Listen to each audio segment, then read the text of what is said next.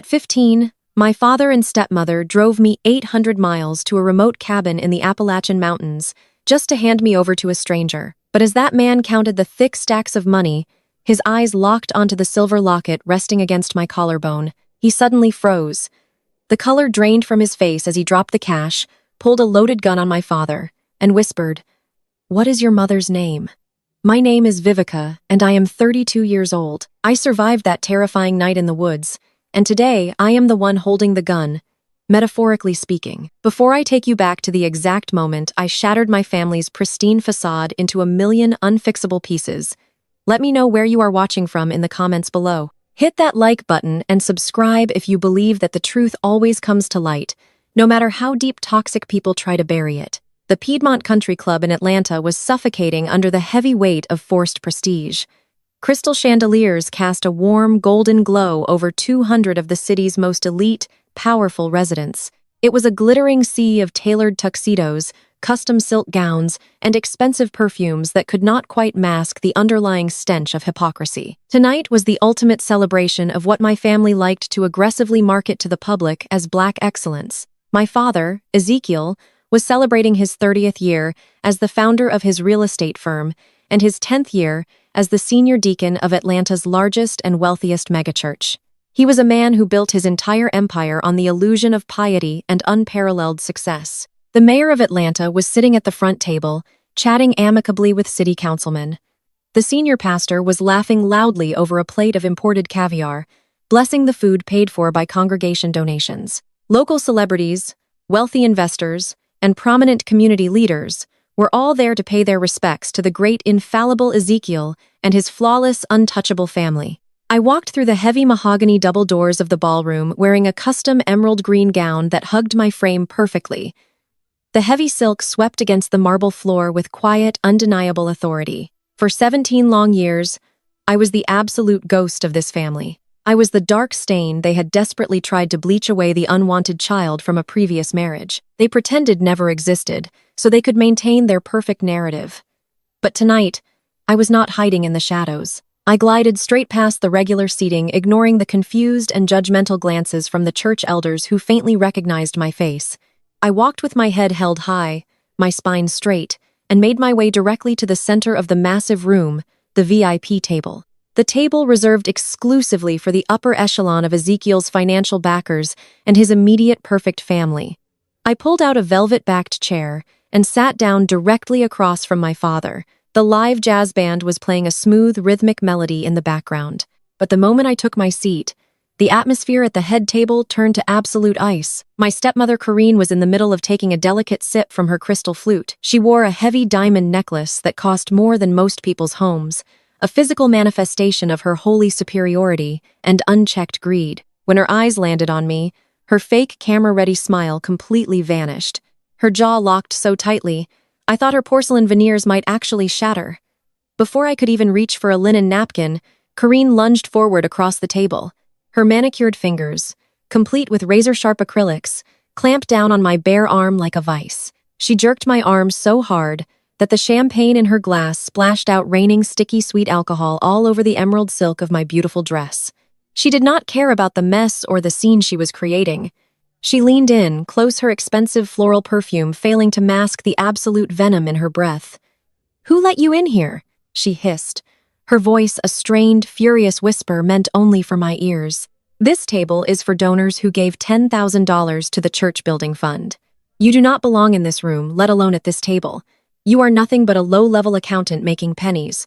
Go to the back and find the service entrance before you embarrass Kiera." Kiera was my 2-8-year-old half-sister, the undisputed golden child of the family. She was sitting 2 seats down, rubbing her slightly pregnant belly, wearing a maternity dress that was entirely too tight, dripping in diamonds that her husband had bought her. Kiera let out a small dramatic scoff and turned her face away as if the mere sight of me was a personal insult to her high society sensibilities. She had spent her entire life stepping on my neck to elevate herself, and tonight she expected me to shrink away into the background, just like I did when we were helpless children.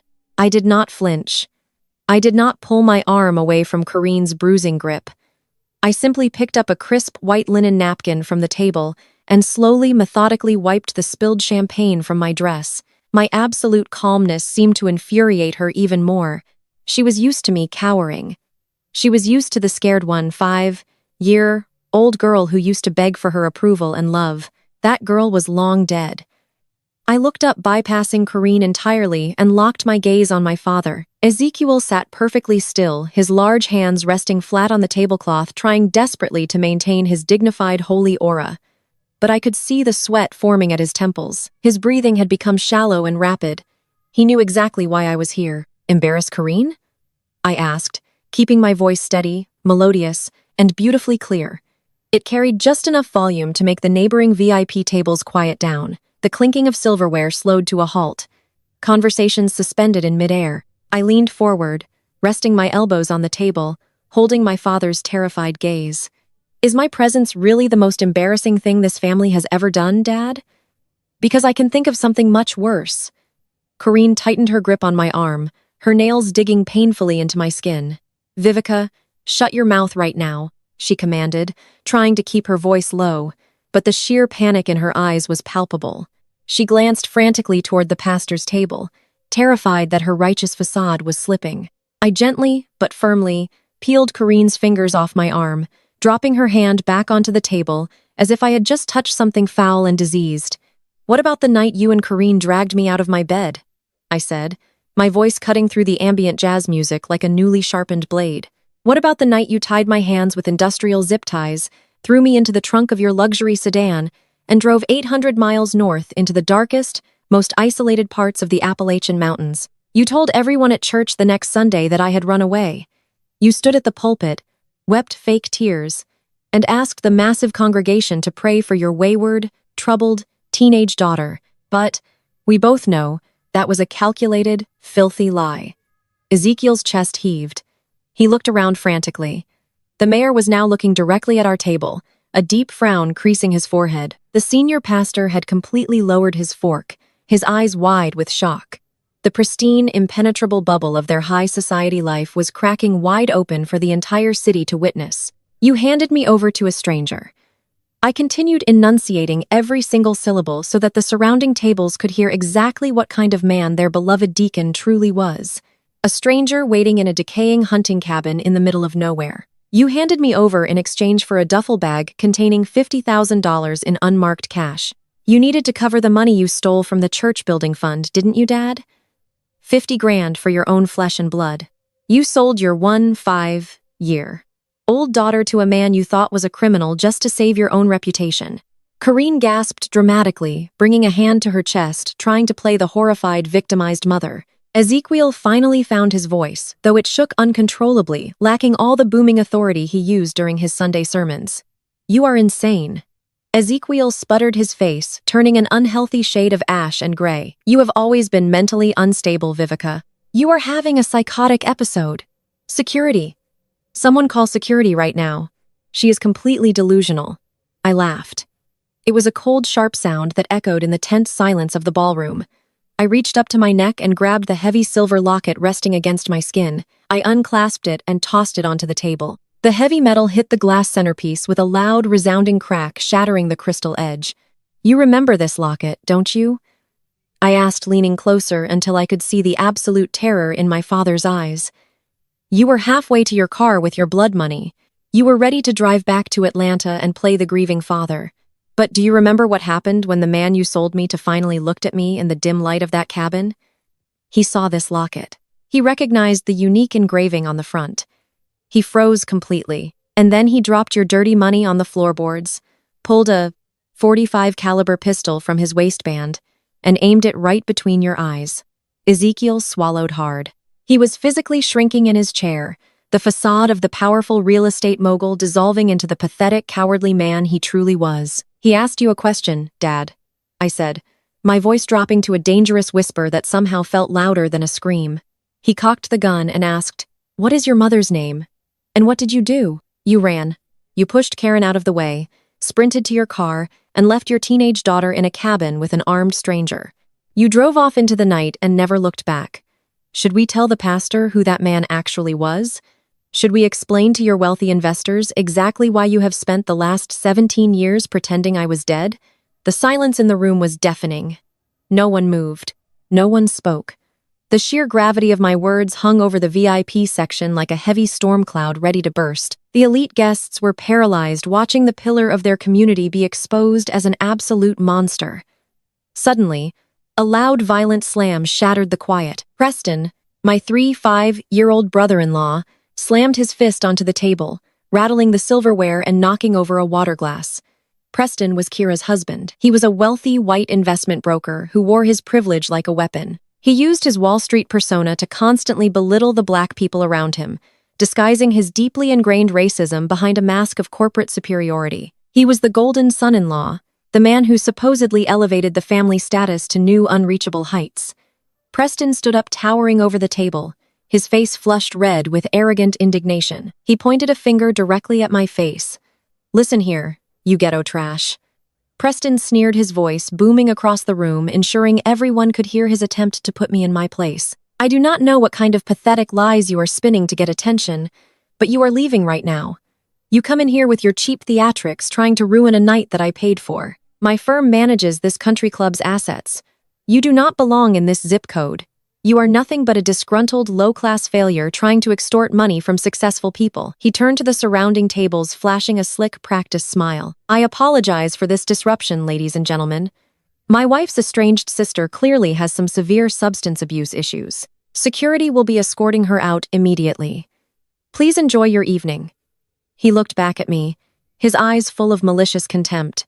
"Get up and walk out that door before I have you arrested for trespassing," he demanded. "At your level of income, you cannot afford the legal fees I will bury you with. Now move." I looked at Preston. I looked at his expensive, tailored suit. I looked at the smug, untouchable expression on his face.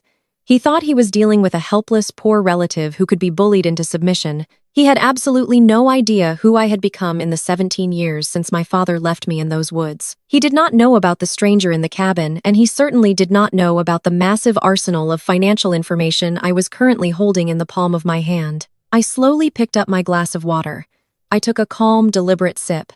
I let the extreme tension stretch for a few agonizing seconds, while Preston waited for me to obey his command. Then I set the glass down and smiled. It was the kind of smile an apex predator gives right before it strikes its prey. "Preston," I said softly, "are you absolutely certain you want to play this game with me tonight? Because if I walk out that door, I am taking your entire financial empire with me." The silence in the room stretched until it felt like a physical weight pressing down on everyone present.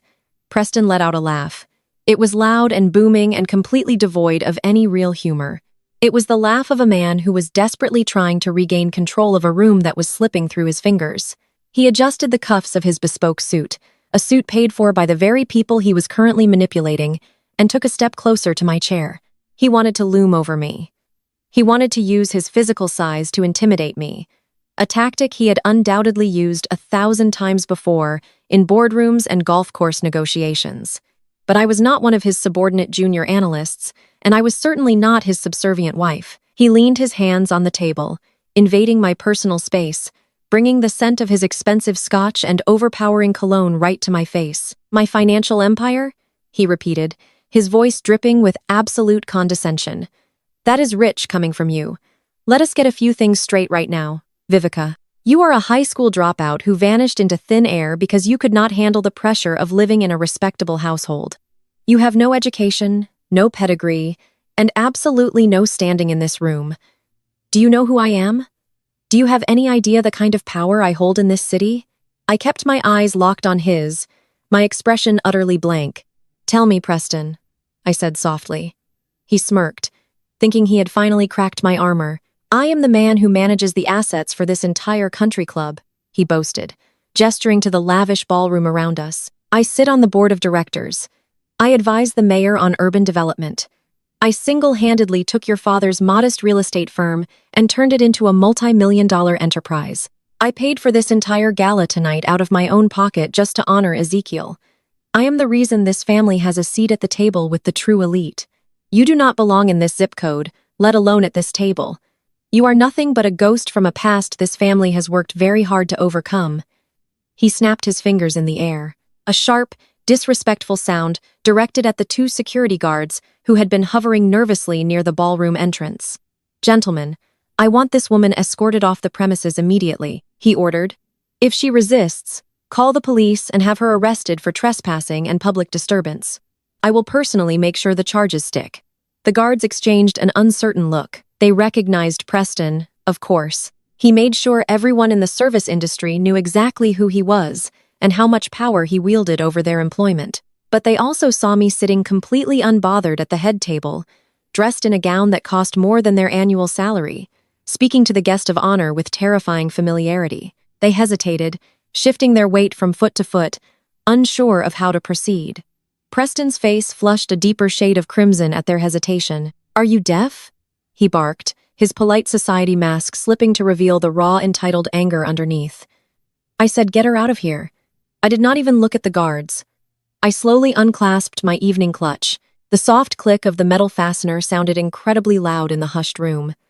Preston's eyes darted to my hands, a brief flash of genuine uncertainty crossing his features. He expected me to pull out a weapon or perhaps a tear-stained letter.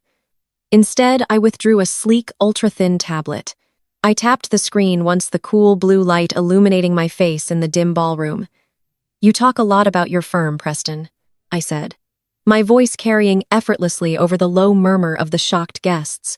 "You brag about managing assets and elevating my father's business. But which firm are we actually talking about tonight? Are we talking about the legitimate front-facing brokerage you display on your glossy website? Or are we talking about the shell company registered in the Cayman Islands?" Preston froze. The arrogant smirk vanished from his face so quickly, it was as if it had been wiped away by a physical blow. "What did you just say?" he demanded, his voice suddenly lacking its previous volume. I tapped the screen again and began reading from the brightly lit display. "Let us look at the numbers, shall we? According to these routing details, your primary holdings account has been bleeding capital for the last 36 months. You made a series of catastrophic bets on commercial real estate right before the market shifted. To cover those massive losses, you set up a dummy corporation." I looked up, meeting his terrified gaze. "You used the shell company to launder my father's church donations.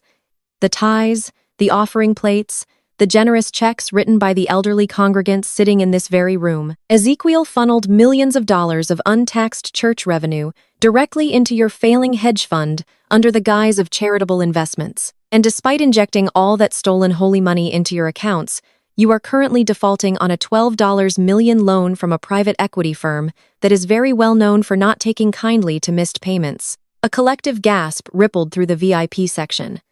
The senior pastor, who had been sitting frozen in his chair, dropped his heavy silver fork onto his china plate with a loud clatter. His face had gone completely white. He turned slowly to look at my father, who was now clutching his chest, breathing in rapid, shallow gasps, as if all the oxygen had been sucked out of the room. "Ezekiel," the pastor whispered, his voice trembling with a mixture of shock and dawning fury. "Ezekiel, tell me she is lying.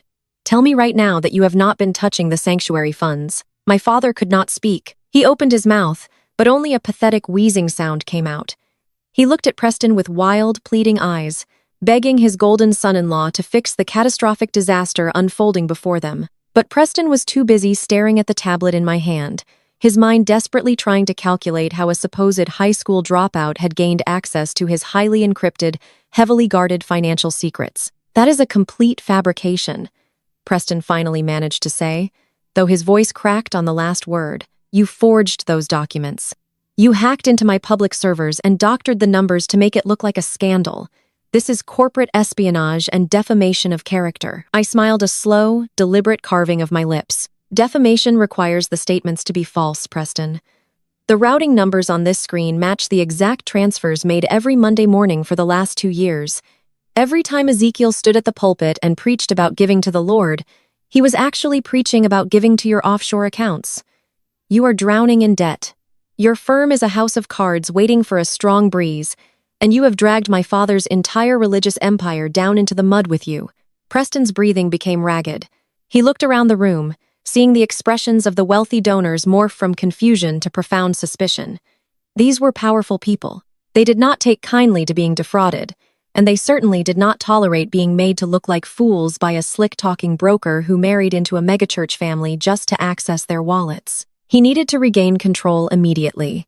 He needed to re-establish his dominance and crush my credibility before the seed of doubt could take root in the minds of his investors. He let out another laugh, forcing it to sound dismissive and thoroughly unbothered. He looked over his shoulder and caught the eye of two men sitting at an adjacent table. They were wearing identical charcoal suits and had the distinct predatory look of high-priced defense attorneys. Preston gave them a subtle nod, signaling them to prepare for a fight. They immediately reached for their briefcases. Their eyes locked on me. "You think a fake spreadsheet scares me?" Preston asked, turning his attention back to me. His voice was gaining strength again, fueled by his desperate need to maintain his illusion of supremacy. "You think you can waltz in here after 17 years, wave a piece of plastic around, and bring down a man like me? I have the best legal team in the state sitting right behind me. They will tie you up in civil litigation for the rest of your miserable life. You will be paying my legal fees until you are in the grave." He stepped back from the table and threw his arms wide, encompassing the grandeur of the ballroom. "I am Preston Vance. I do not default on loans. I do not need to steal from a church." He turned to his wife, who had been watching the exchange with wide, terrified eyes. Kiera was clutching her pregnant stomach, her heavy diamond bracelets clinking together as she trembled. "Kiera," Preston said, his tone shifting into a sick, twisted imitation of a loving, proud husband. "Tell your sister about our latest purchase. Tell this jealous, bitter woman exactly how poorly we are doing financially. Tell her about the house we just closed on." Kiera blinked, startled by being pulled into the crossfire. She looked at Preston, then at me, her lifelong habit of seeking validation from her husband, battling with the sudden sinking fear that everything I had just said might actually be true. But the conditioning was too deep. She had spent her entire life believing she was superior to me, and Preston was the ultimate symbol of that superiority. She raised her chin, channeling her mother's haughty arrogance, and forced a proud, condescending smile onto her face. "We just bought a mansion in Buckhead," Kiera announced, her voice ringing out clearly. "It is a 10,000-square-foot estate in the most exclusive gated community in Atlanta. And we did not even need a mortgage. We bought it for $4 million in cash." Preston beamed, looking around the room as if waiting for a round of applause. He turned back to me, crossing his arms over his chest, his posture screaming victory. "You hear that, Vivica? $4 million in liquid cash. Does that sound like a man who is defaulting on his loans? Does that sound like a firm that is bleeding capital? You made a massive miscalculation coming here tonight. You thought you could play in the big leagues, but you are completely out of your depth. You are nothing but a pathetic liar trying to ruin her family out of spite." I sat perfectly still, letting his triumphant words echo through the silent ballroom. I looked at Preston, basking in his own manufactured glory, and then I looked at Kiera, who was desperately clinging to the illusion of her perfect, untouchable life. They were so incredibly confident in their lies. They truly believed that their wealth and their status made them invincible. I slowly locked the screen of my tablet and placed it gently on the table next to the shattered crystal centerpiece. I did not raise my voice. I did not show an ounce of the rage that was coursing through my veins. I simply let the silence stretch, waiting for the perfect moment to pull the rug out from under their $4 million fairy tale. Preston thought he had won. He thought he had successfully painted me as a jealous, deranged outsider, but he had no idea that I was holding the deed to his destruction. Preston's face flushed a deep, mottled purple. He opened his mouth to shout another threat to call my bluff, but before he could emit a single sound, a soft, deliberate sobbing echoed from his right. Kiara had decided it was her time to take the stage. My younger half-sister pushed her chair back. The heavy legs scraped against the marble floor as she stood up. She placed one hand protectively over her slightly rounded pregnant belly, ensuring that every eye in the ballroom gravitated toward her maternal state. Her other hand fluttered to her chest. Her fingers rested lightly against a diamond necklace that caught the light of the chandeliers. She looked like the ultimate picture of tragic grace, a perfect, affluent mother-to-be whose special night was being ruined by a volatile relative. "Vivica, why are you doing this?" Kiara cried out. Her voice trembled with perfectly manufactured sorrow. Her tears were thick and fast, ruining absolutely nothing of her flawless makeup. She stepped around Preston, placing herself between her husband and me. She was playing the role of the fierce but gentle defender. "Why are you so bitter, Vivica? Why can you not just be happy for us for once in your life? Mom and Dad gave you everything. They gave you their home, their name, their love. They tried to save you from yourself, but you chose the streets. You chose to be a rebellious, broken girl who could not appreciate the blessings of a good family. I watched her perform. It was a masterclass in manipulation, honed by years of watching our stepmother Karen do the exact same thing. The guests at the surrounding tables murmured in sympathy. A few of the older church ladies shook their heads, whispering about how tragic it was for Kiera to deal with such a disturbed sister during her pregnancy. Kiera wiped a tear from her cheek. Her diamond tennis bracelet flashed brightly in the golden light. She took a deep breath, puffing out her chest as she prepared to deliver her ultimate self-righteous speech. "We are sitting here tonight celebrating Black excellence," she continued. Her voice rose to reach the back of the massive room. "We are celebrating the incredible legacy that our father built from the ground up through faith and hard work. Preston and I are honoring that legacy every single day. We are not just buying $4 million mansions in Buckhead. We are building the community. Tomorrow morning, Preston and I are closing on a state-of-the-art pediatric clinic right here in Atlanta. We are bringing elite healthcare to children who need it. We are building generational wealth and a positive future for our own child." She took a step closer to my side of the table, looking down at me with an expression of profound, sickening pity. "And what are you doing, Vivica? You burst in here wearing a dress you probably rented, spewing wild psychotic lies about kidnapping and embezzlement because you cannot stand to see us thrive. Stop being so jealous. Stop trying to drag us down into the gutter just because you could not figure out how to make something of your own life. It is pathetic, Vivica. It is just sad." The ballroom was dead silent. The wealthy guests were completely captivated by Kiera's emotional monologue. Preston placed a supportive hand on his wife's shoulder, nodding solemnly as he played the role of the steadfast rock. Karen let out a loud theatrical sniffle, dabbing at her eyes with a linen napkin. They had woven their web of lies so tightly that they actually believed their own narrative. They truly believed that if they just spoke loudly enough and used enough buzzwords like legacy and community, the truth would simply evaporate into thin air. I did not raise my voice. I did not match her hysterical energy. I simply tapped the screen of my tablet 3 times. When I had arrived at the country club earlier that evening, I had not just walked through the front doors. I had taken a brief detour to the audio-visual control room near the service entrance. It had taken me exactly 4 minutes to bypass their outdated security firewall and sync my tablet directly to the ballroom projector system. It was the exact same system currently displaying a looping slideshow of Ezekiel's glorious real estate achievements on 255 screens behind the head table. With my 3rd tap, the slideshow abruptly vanished. The screens flickered, turning a stark, glaring white that cast a harsh, unflattering light over the entire VIP section. Then a high-resolution, unredacted legal document appeared on both massive screens, magnified so large that even the guests at the very back of the ballroom could read the fine print without needing their reading glasses. A collective gasp rolled through the crowd. The quiet background music from the jazz band faltered and completely stopped as the musicians turned around to look at the display. "A $4 million mansion?" Kiera Wyatt asked. My voice sliced cleanly through the shock in the room. "You mean the estate on West Paces Ferry Road? The one you have been posting on your social media all month with the hashtags blessed and wealthy?" Kiera froze. Her hand dropped slowly from her belly. She turned to look at the massive screens behind us. "Let us read the top of this document together," I suggested, remaining comfortably seated in my velvet chair.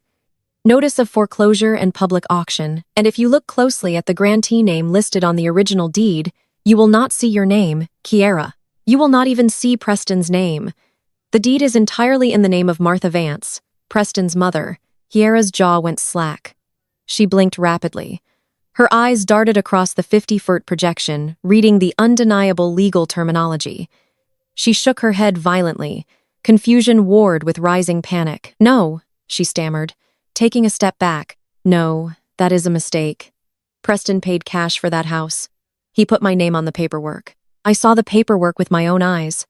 I swiped my finger across my tablet and the massive screens instantly transitioned to an entirely new set of documents. These were wire transfer receipts, complete with routing numbers, dates, and international bank stamps. "He showed you dummy paperwork, Kiera," I explained.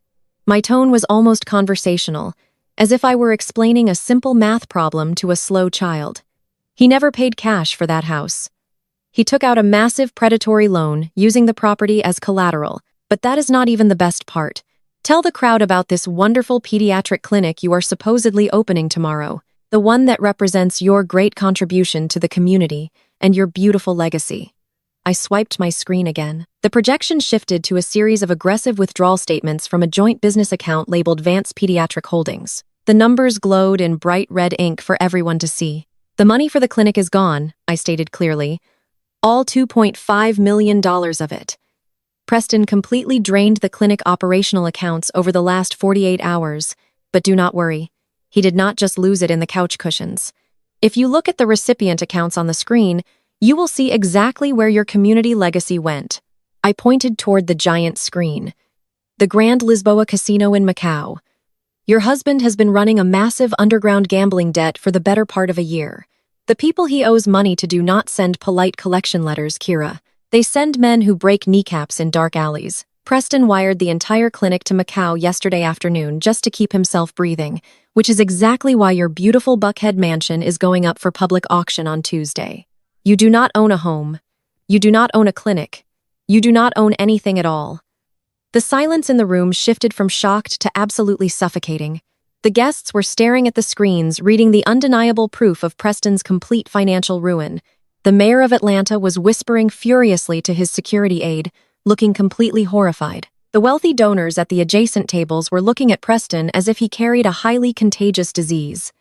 Kira turned completely pale. All the color drained from her perfectly contoured face, leaving her looking gray and hollow. The haughty, superior aura she had worn just seconds ago dissolved into pure, unadulterated horror. She looked at the screen, and then she turned her head slowly to look at her husband. "Preston?" she whispered. Her voice trembled so violently she could barely form the word. "Preston, tell me this is a trick. Tell me she hacked something and made this up. Tell me where the clinic money is right now." Preston was sweating profusely. His expensive cologne was suddenly overpowered by the sour stench of raw panic. He took a step backward, his eyes darting toward the exit doors. "Kira, listen to me," he stammered, raising his hands defensively. "It is just a temporary liquidity issue. It is a bridge loan. I was going to move the funds back before closing tomorrow. I just needed a few days to clear a margin call. She is taking this entirely out of context. A bridge loan to a casino in Macau." I interrupted, laughing softly. "Do they teach that kind of financial strategy at your elite business school, Preston?" Kira let out a sound that was half sob and half scream. She shoved Preston backward. Her perfectly manicured hands hit his chest hard enough to make him stumble. "You lied to me," she shrieked, no longer caring about the audience or her carefully maintained high society image. "You told me the house was in my name. You told me the clinic was funded. We have a baby coming. Where is my money, you liar?" Preston stumbled, trying to grab her hands to quiet her down. "Keep your voice down, Kira. You are embarrassing us in front of the clients. I will fix it. I just need a minute to make some calls.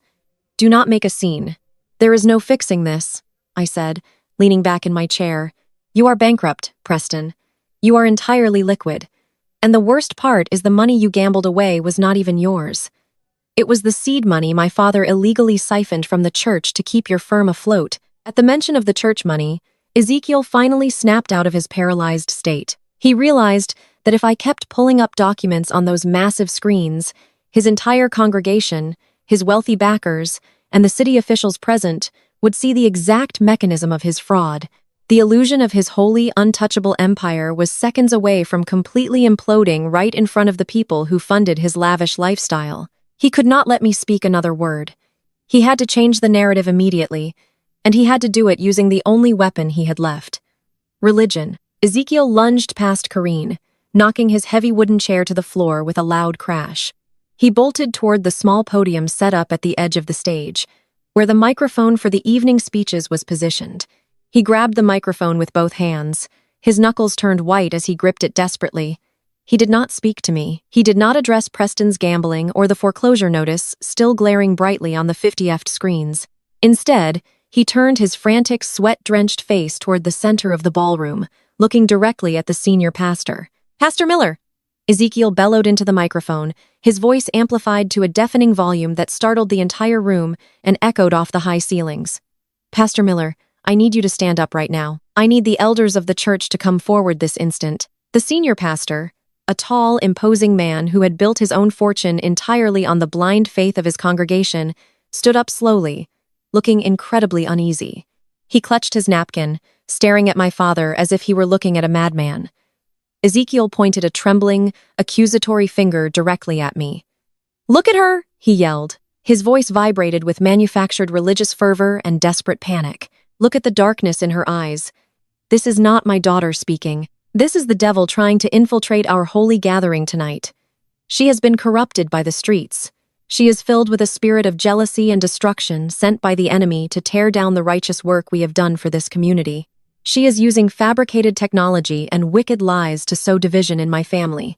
He gripped the podium, closing his eyes tightly, performing for his life. "We must cast this evil out," Ezekiel shouted. Sweat rolled down his forehead in thick drops. "Pastor, I am begging you, bring the anointing oil. Bring the elders. We must pray over this broken demonic girl before she poisons this entire room with her spiritual sickness. She needs an intervention of the Holy Spirit, and she needs to be removed from this consecrated celebration immediately." Ezekiel stepped away from the podium and began marching toward my table. His arms were raised high above his head in a gesture of ultimate surrender to a higher power, but his eyes were completely devoid of anything holy. They were the eyes of a cornered animal.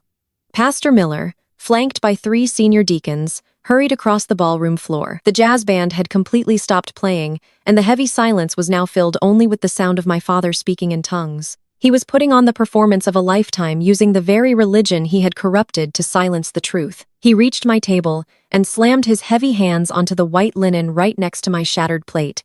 He closed his eyes tight and began to shout, commanding the evil spirits to release his daughter. He told the entire ballroom that I had been suffering from severe mental illness since I was a teenager.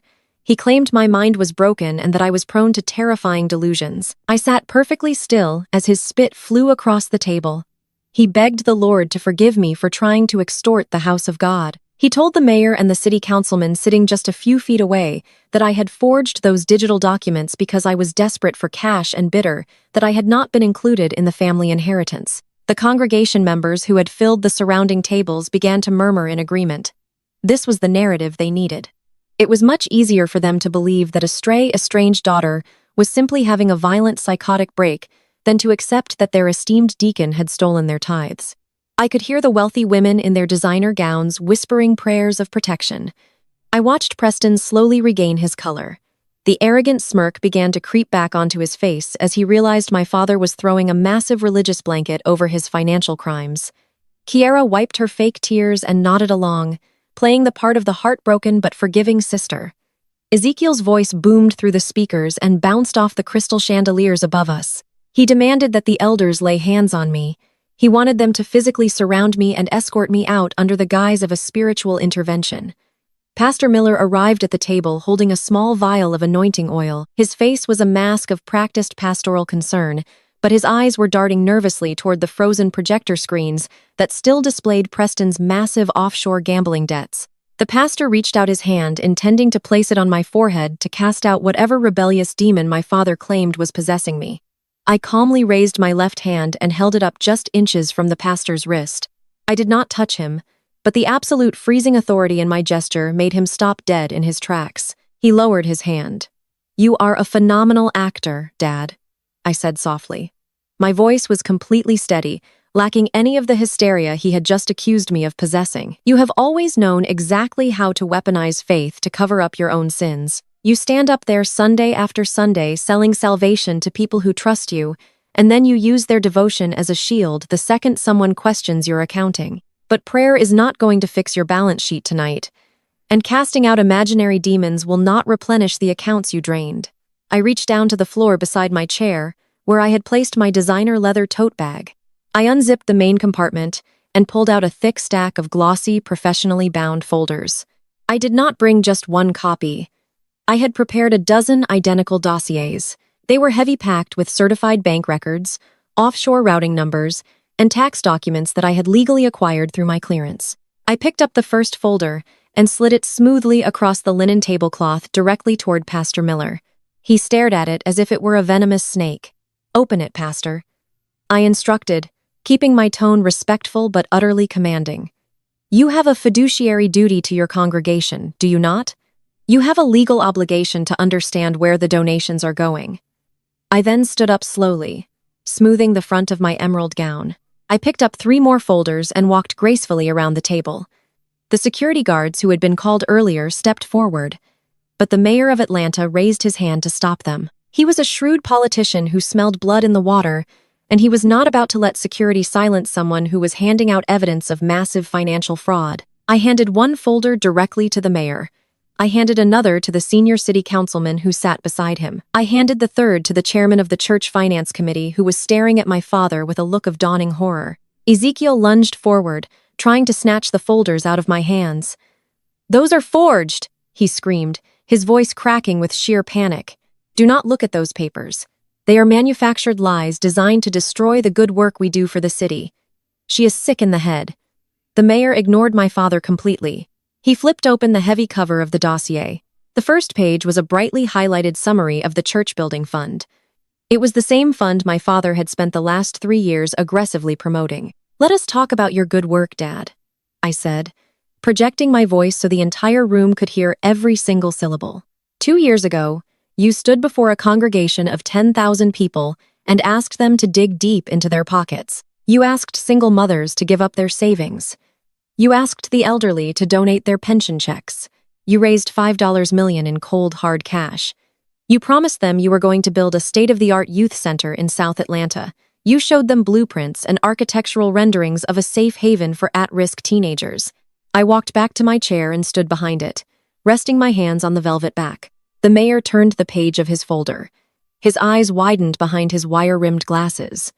The chairman of the finance committee let out a sharp, breathless gasp as he read the corresponding bank statements. Deacon Ezekiel raised $5 million for a new youth center.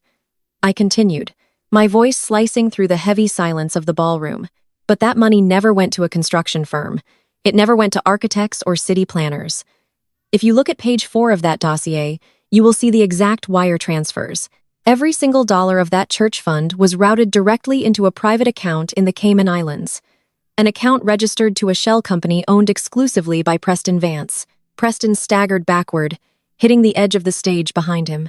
He looked like he was going to vomit. The sophisticated Wall Street facade had completely melted away, leaving nothing but a terrified, exposed criminal. Kiera began to hyperventilate, clutching her stomach and looking around wildly for an exit. "You did not build the center, Dad," I said, staring directly into Ezekiel's terrified eyes.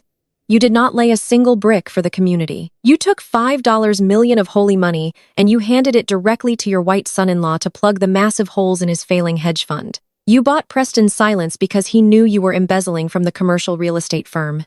You sold out your own people, your own congregation, just to keep your fake empire from collapsing." The uproar in the ballroom was instantaneous and deafening. The wealthy church donors who had defended my father just moments ago were now standing up from their tables, shouting in absolute outrage. The jazz band musicians quietly packed their instruments and slipped out the back doors. The mayor slammed the folder down on the table and signaled his aides to get him out of the building before the press arrived. The chairman of the finance committee grabbed my father by the lapels of his expensive tuxedo, screaming in his face, demanding to know where the money had gone. Gone.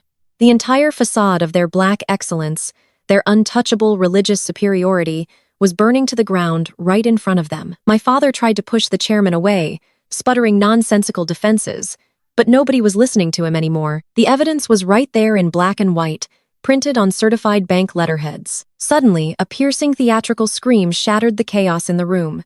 Corrine, my manipulative stepmother, had realized that the financial trap was completely inescapable. She saw the mayor leaving. She saw the elders turning on her husband. She knew that there was absolutely no logical way to explain away the offshore wire transfers. So, she resorted to the only tactic she had left in her arsenal. She went for ultimate unhinged character assassination. Corrine threw her hands up in the air and collapsed backward against the catering table. She knocked over a towering display of champagne flutes, sending broken glass and expensive liquor crashing to the marble floor. She slid down the side of the table, landing in a heap of designer silk and broken crystal. She began to wail loudly, clutching her chest and gasping for air as if she were having a massive heart attack. Ezekiel abandoned the angry finance chairman and rushed to his wife's side, playing the role of the terrified, devoted husband. But Corinne did not want medical attention. She wanted an audience. She pushed Ezekiel away and pointed a trembling, manicured finger directly at my face. "Do not believe a word," she says. Corinne shrieked, her voice echoing over the angry shouts of the congregation. She is making all of this up to destroy us because her blood is tainted. We tried to hide it to protect her, but the truth is finally coming out. She is just like her biological mother. The room quieted down slightly as people turned to watch the hysterical woman on the floor. Corinne sensed the shift in attention and dialed up her performance. She grabbed the hem of her ruined dress and wept loudly. Her mother was nothing but a filthy, street-walking crack addict. Corinne screamed, her face contorted with vicious hatred. She was a junkie who left this girl with nothing but bad blood and a broken mind. We took her in. We tried to raise her like a proper child. But you cannot wash the gutter out of someone who was born in it. Her mother died with a needle in her arm, and now this girl has inherited her madness. She is hallucinating these bank records. She is suffering from the same psychotic delusions that killed her crackhead mother. Do not look at those papers. She is a sick girl, and she needs to be locked away in an asylum. Corinne lay on the floor, panting heavily, looking around to see if her outrageous lie had successfully distracted the crowd from the financial ruin staring them in the face. She thought that by weaponizing the memory of my dead mother, she could instantly discredit everything I had just exposed. She thought the elite crowd would instinctively side with the wealthy, respectable stepmother over the supposedly unstable daughter of a drug addict. I stood behind my chair looking down at Corinne as she writhed among the broken champagne glasses. I did not feel an ounce of shame. I did not feel a single drop of the humiliation she was so desperately trying to inflict upon me. Instead, a slow, cold sense of absolute victory settled deep within my bones. She had just handed me the exact opening I needed to deliver the final devastating blow. Corinne dragged herself across the sticky marble floor, ignoring the shards of broken crystal that snagged the delicate silk of her designer gown. She reached out and wrapped her hands around Pastor Miller's ankles, weeping with such theatrical desperation that it would have earned her a standing ovation on a Broadway stage. She buried her face against the pastor's tailored trousers, sobbing about how much she had loved me. She told the room that she had raised me like her very own flesh and blood. She claimed she had brushed my hair and packed my lunches and prayed over me every single night, but the bad blood was simply too strong to overcome. She looked up at the congregation, her mascara running down her cheeks in perfect calculated dark streaks. We tried to save her. Corinne wailed, her voice echoing through the silent ballroom. We did everything we could to pull her back from the edge. Ezekiel did not sell her to a monster. He is a holy man. He is a righteous man who wept tears of pure agony over this girl. We sent her to a therapeutic retreat. It was a strict wilderness rehab facility in the mountains because she was completely out of control. She was using drugs just like her mother. She was stealing from us. We sent her there to heal, and she ran away into the woods because she did not want to be saved. The wealthy donors and church elders shifted uncomfortably in their seats. Corinne was playing into their deepest prejudices and fears. Addiction and mental illness were taboo subjects in this elite circle, and Corinne knew exactly how to weaponize that stigma. I could see the doubt creeping back into the eyes of the city councilman. I could see Kiera breathing a sigh of relief, hoping that her mother's desperate lie would somehow cast enough doubt to save their glittering empire. Ezekiel stood slightly taller, wiping the sweat from his forehead, playing the part of the grieving wounded father who had only tried to practice tough love. I did not rush to interrupt her. I let Corinne spin her filthy web until she ran completely out of breath. Then I slowly walked around the edge of the heavy mahogany table. My emerald green gown swept quietly over the floor as I approached the center of the wreckage. I crouched down gracefully, completely unbothered by the spilled alcohol and the broken glass. I reached out and picked up the heavy silver locket I had tossed onto the table earlier that evening. It had fallen to the floor during Ezekiel's violent outburst. The heavy metal felt cool and solid in my palm. I stood back up and looked down at Corinne, who was still clinging to the pastor's leg. She stared at the locket in my hand, her sobbing abruptly hitching in her throat. "You spin a very story, Corinne," I said, my voice dropping to a smooth, melodic cadence that carried perfectly through the hushed room. A therapeutic wilderness retreat for a troubled teenage addict. It sounds so much better than human trafficking. But there is a minor flaw in your beautiful, tragic narrative. I held the silver locket up by its delicate chain, letting it catch the glow of the crystal chandeliers. My biological mother gave me this locket right before she died, I explained, looking directly at Ezekiel, whose face had suddenly drained of all remaining color. She told me to never take it off.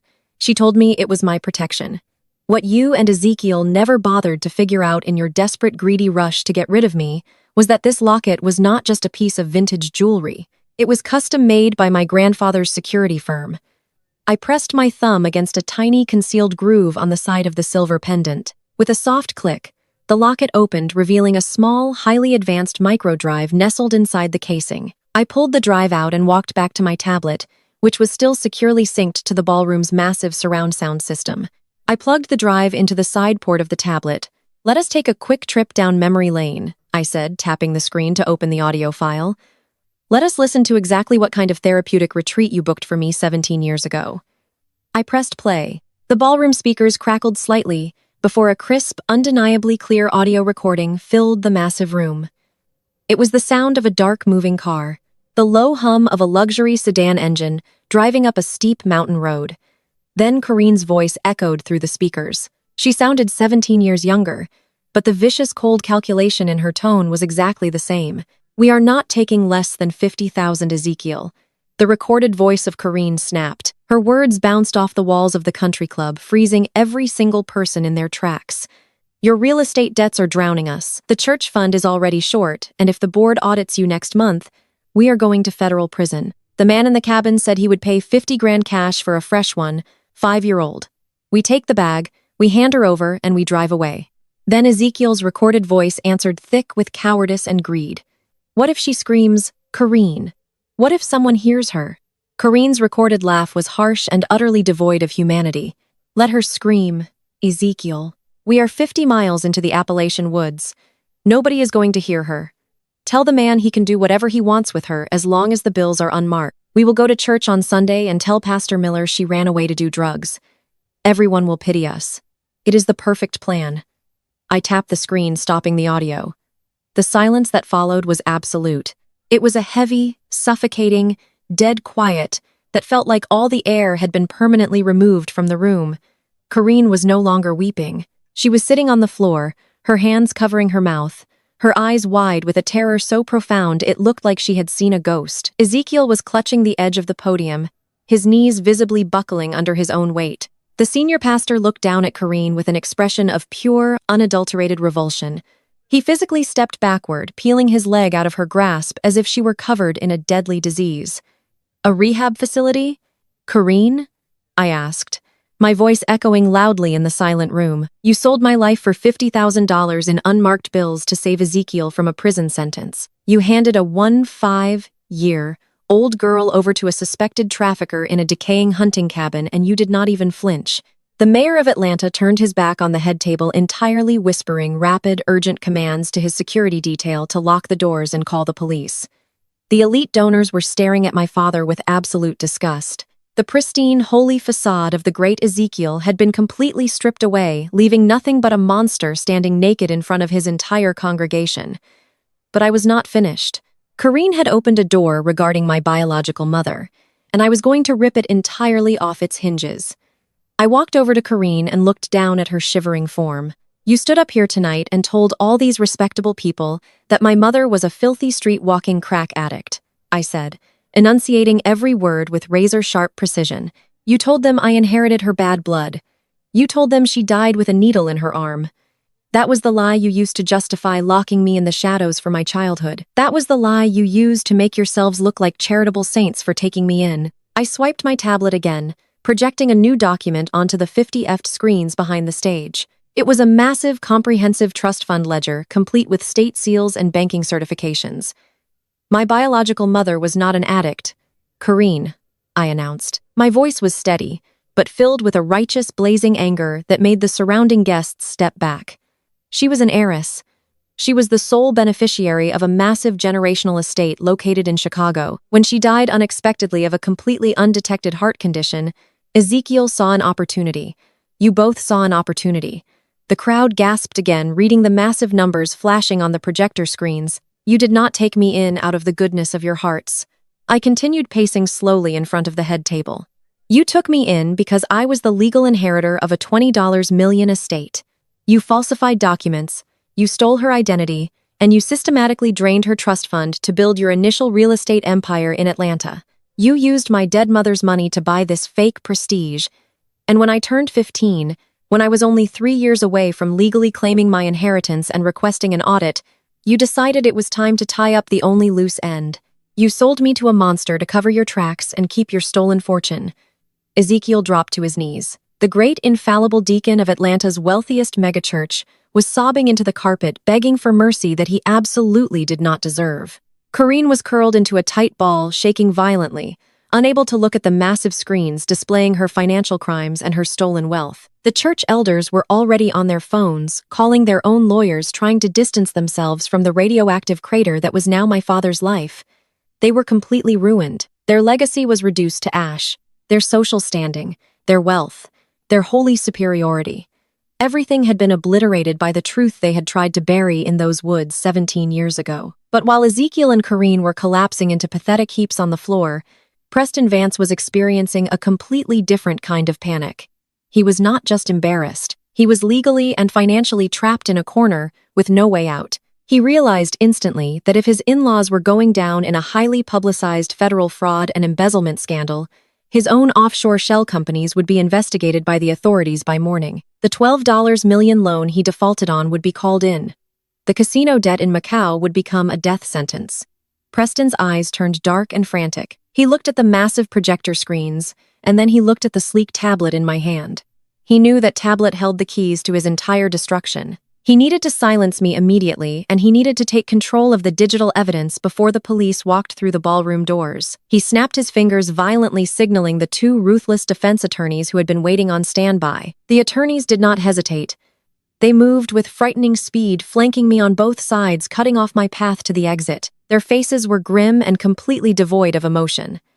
Preston lunged forward, blocking my path from the front. He reached into the inner pocket of his tailored suit jacket and pulled out a thickly folded legal document. His hands were shaking, but his eyes were filled with a dangerous, unhinged desperation. He slapped the document down onto the mahogany table right over the spilled champagne. "You are going to sign this right now." "Vivica Preston," hissed his voice, dropping to a low, vicious threat that only I and his lawyers could hear. "It is a blanket non-disclosure agreement and a full transfer of digital rights. You are going to sign over that tablet. You are going to retract your statements about my firm, and you are going to walk out that back door quietly." One of the defense attorneys stepped closer, crowding my personal space purposefully, trying to use his physical bulk to trap me against the heavy table. He pulled a gold fountain pen from his pocket and pressed it aggressively into my hand. "You have 30 seconds to sign the paper," Vivica Preston whispered, leaning in so close I could feel the panic radiating from his skin. "Or my men will take that tablet from you by force, and we will make sure you never see the light of day again. Now, sign it." I looked down at the heavy gold pen in my hand. The two lawyers shifted closer, their expensive tailored suits brushing against my bare shoulders. One of them subtly unbuttoned his suit jacket, revealing the faint but unmistakable bulge of a shoulder holster strapped across his chest. They were not just corporate attorneys. They were high-priced fixers. They were the kind of men Preston paid exorbitant amounts of money to make his worst problems disappear quietly in the dark. I glanced past them toward the heavy mahogany double doors at the back of the lavish ballroom. Two more security guards had moved to block the main exits, crossing their thick arms and standing shoulder to shoulder. No one was leaving this room until Preston Vance got exactly what he wanted. Preston leaned his knuckles heavily on the table, his breath hot and ragged. He thought he had me completely cornered. He thought he had just played the ultimate trump card in a game I could not possibly win. "You think you are the only one who knows how to dig up buried financial records, Vivica?" he sneered, his voice a low, venomous whisper that barely carried past the shattered crystal on our table. "I have known about your biological mother's estate for 6 months. I know that the primary trust fund she established for you matures tonight at exactly midnight. $20 million sitting in a locked account waiting for your signature. And you are going to sign every single penny of that trust over to Ezekiel right now." He stood up slightly straighter, his chest puffing out as he outlined his brilliant master plan. "Ezekiel will then transfer those funds directly into my holding company," Preston continued, his eyes wide and manic with desperate, unadulterated greed. "That money will cover the massive margin call. It will pay off the debt collectors in Macau. It will rebuild the pediatric clinic fund before tomorrow morning. And no one in this city will ever know what happened here tonight. You are going to save this family, Vivica, and you are going to do it with a smile on your face. Because if you do not, I will take that tablet from you by force, and I will call the police. I will have you arrested for corporate espionage illegal hacking, and cyber-terrorism. I stared at him, letting his threats wash over me without blinking. "I will completely ruin you," Preston hissed, leaning so close I could see the thick sweat beading on his forehead. "I play golf with the district attorney. I fund the election campaigns of half the judges sitting on the bench in this state. Do you really think they are going to believe your wild story over mine? Do you honestly think they care about some fabricated digital evidence on a stolen tablet? To them, I am a respectable pillar of the community, and you are just a black girl from a broken home trying to extort successful people. You are absolutely nothing. You have zero power in this room. They will lock you in federal prison for the rest of your natural life, and Ezekiel and Kareen will gladly testify under oath that you have been clinically insane since childhood. Now, pick up the pen and sign the paper." I slowly looked up from the dense legal document meeting Preston's frantic bloodshot eyes. Ezekiel had pulled himself up from the floor, clutching the edge of the tablecloth, his breathing shallow and incredibly erratic. He was staring at the legal document like it was a holy life raft sent directly from heaven to save his fraudulent empire. Kareen had stopped her hysterical theatrical sobbing. She was still sitting on the marble floor among the broken champagne glasses, but her eyes were fixed on my hand, practically begging me to sign away my mother's legacy to save her luxurious, untouchable lifestyle. Kiera was standing a few feet away, holding her pregnant stomach, her face a mask of complete shock, as she watched her wealthy husband actively try to extort and threaten her estranged sister. The lawyer to my right tapped his finger impatiently against the mahogany table. The gold fountain pen felt heavy and cold between my fingers. I looked down at the thick stack of legal paper Preston had thrown in front of me. It was a standard transfer of assets agreement drafted with aggressive ironclad language meant to completely strip me of all my rights. It transferred the entirety of the maturing trust directly into Ezekiel's name, with Preston listed as the primary managing executor with full financial authority. It was a flawless legal trap designed by ruthless men who thought they were always the smartest people in the room. I did not argue with him. I did not plead or bargain or beg for my freedom. I simply uncapped the gold fountain pen. The sharp scratch of the metal nib against the thick parchment sounded incredibly loud in the tense, suffocating silence of the VIP section. I wrote my name with careful, elegant, deliberate strokes, signing on the dotted line at the bottom of the final page. I even added my middle initial just to make it perfectly official and legally binding. Before I could even lift the pen from the paper, Preston snatched the document out of my hands. He let out a loud, breathless bark of laughter. It was the frantic sound of a man who had just outrun a speeding train by a fraction of a second. He waved the signed paper in the air, his face flushed with arrogant, supreme victory. "See that?" Ezekiel Preston shouted, turning to my father, who was now weeping with profound relief. "I told you I would fix this mess. I handle the problems. I protect this family's legacy." He turned to the defense attorneys, snapping his fingers with absolute authority. "Get this filed with the courts immediately. Initiate the wire transfers the second midnight hits. Pay off Macau and put the rest of the cash into the offshore holding account. We are done here. Security, get this crazy woman out of my sight." I carefully placed the cap back onto the gold fountain pen and set it down neatly next to my tablet. I leaned back in my velvet dining chair, crossing my legs and resting my hands calmly in my lap. I looked up at Preston, who was practically vibrating with triumphant adrenaline. "Are you absolutely certain you want your lawyers to file that paperwork, Preston?" I asked, my voice cutting through his celebration like a shard of pure ice. Preston stopped laughing. He looked down at me, his arrogant sneer returning in full force. "What is the matter, Vivica?" he mocked, slipping the signed document into the inner pocket of his suit jacket. "Are you having buyer's remorse already? It is too late. Your signature is on the dotted line. You just bought your freedom, and you do not even get a thank you card." I smiled. It was not a small, polite smile. It was a wide, genuine smile that completely reached my eyes. It was the smile of an apex predator who had just watched its prey willingly step into a steel trap and lock the door from the inside. I had spent 17 long years planning a singular, flawless moment of absolute destruction, and Preston Vance had just executed it for me perfectly. "Did you actually read the fine print of the trust document, Preston?" I asked, tilting my head slightly. "Did you bother to look at the portfolio attached to the estate before you forced me to sign it over to you?" Preston frowned, his hand freezing over his jacket pocket. "What are you talking about?" he demanded, his voice suddenly losing a fraction of its booming, unshakable confidence. "You see, Preston, my biological mother did leave me a $20 estate," I explained, my words flowing smoothly and calmly across the table. "But Ezekiel and Corrine drained the liquid cash years ago. They stole my mother's money to build their church and launch their real estate firm. They emptied the accounts completely while I was just a child. But a trust cannot just be dissolved, especially when it is legally tied to commercial property holdings. So, the trust sat completely empty for a very long time." The two defense attorneys exchanged a sharp, incredibly nervous glance. One of them reached out and pulled the folded document back out of Preston's pocket, flipping rapidly through the pages to the portfolio attachments at the very back of the agreement. "Until last year," I continued, standing up slowly from my chair. The emerald silk of my gown rustled quietly in the silent room. "I took control of the trust anonymously through my own legal team. I knew you were desperate, Preston. I knew you were secretly moving Ezekiel's stolen church funds into your bleeding hedge fund to stay afloat. So, I used the empty shell of my mother's trust to purchase the debt of your failing commercial real estate ventures." Preston stopped breathing. The color began to drain from his face, leaving him looking like a sick, pale ghost. "I bought every single toxic asset your firm tried to dump," I said, stepping closer to him. "I bought the bad mortgages, the defaulted commercial loans, the empty suburban strip malls that you bankrupted.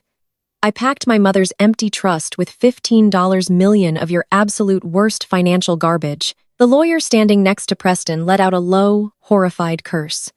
He dropped the document onto the table and physically took a step away from Preston as if the man had suddenly caught on fire. "And according to the liability clause you just aggressively forced me to sign," I said, my voice echoing in his ears, "the signatory who assumes control of the trust automatically assumes full personal and corporate liability for all debts held within it. You thought you were stealing $20 million in cash." "Preston," I whispered, leaning in so he could hear the absolute finality in my voice. "But the trust is not holding cash.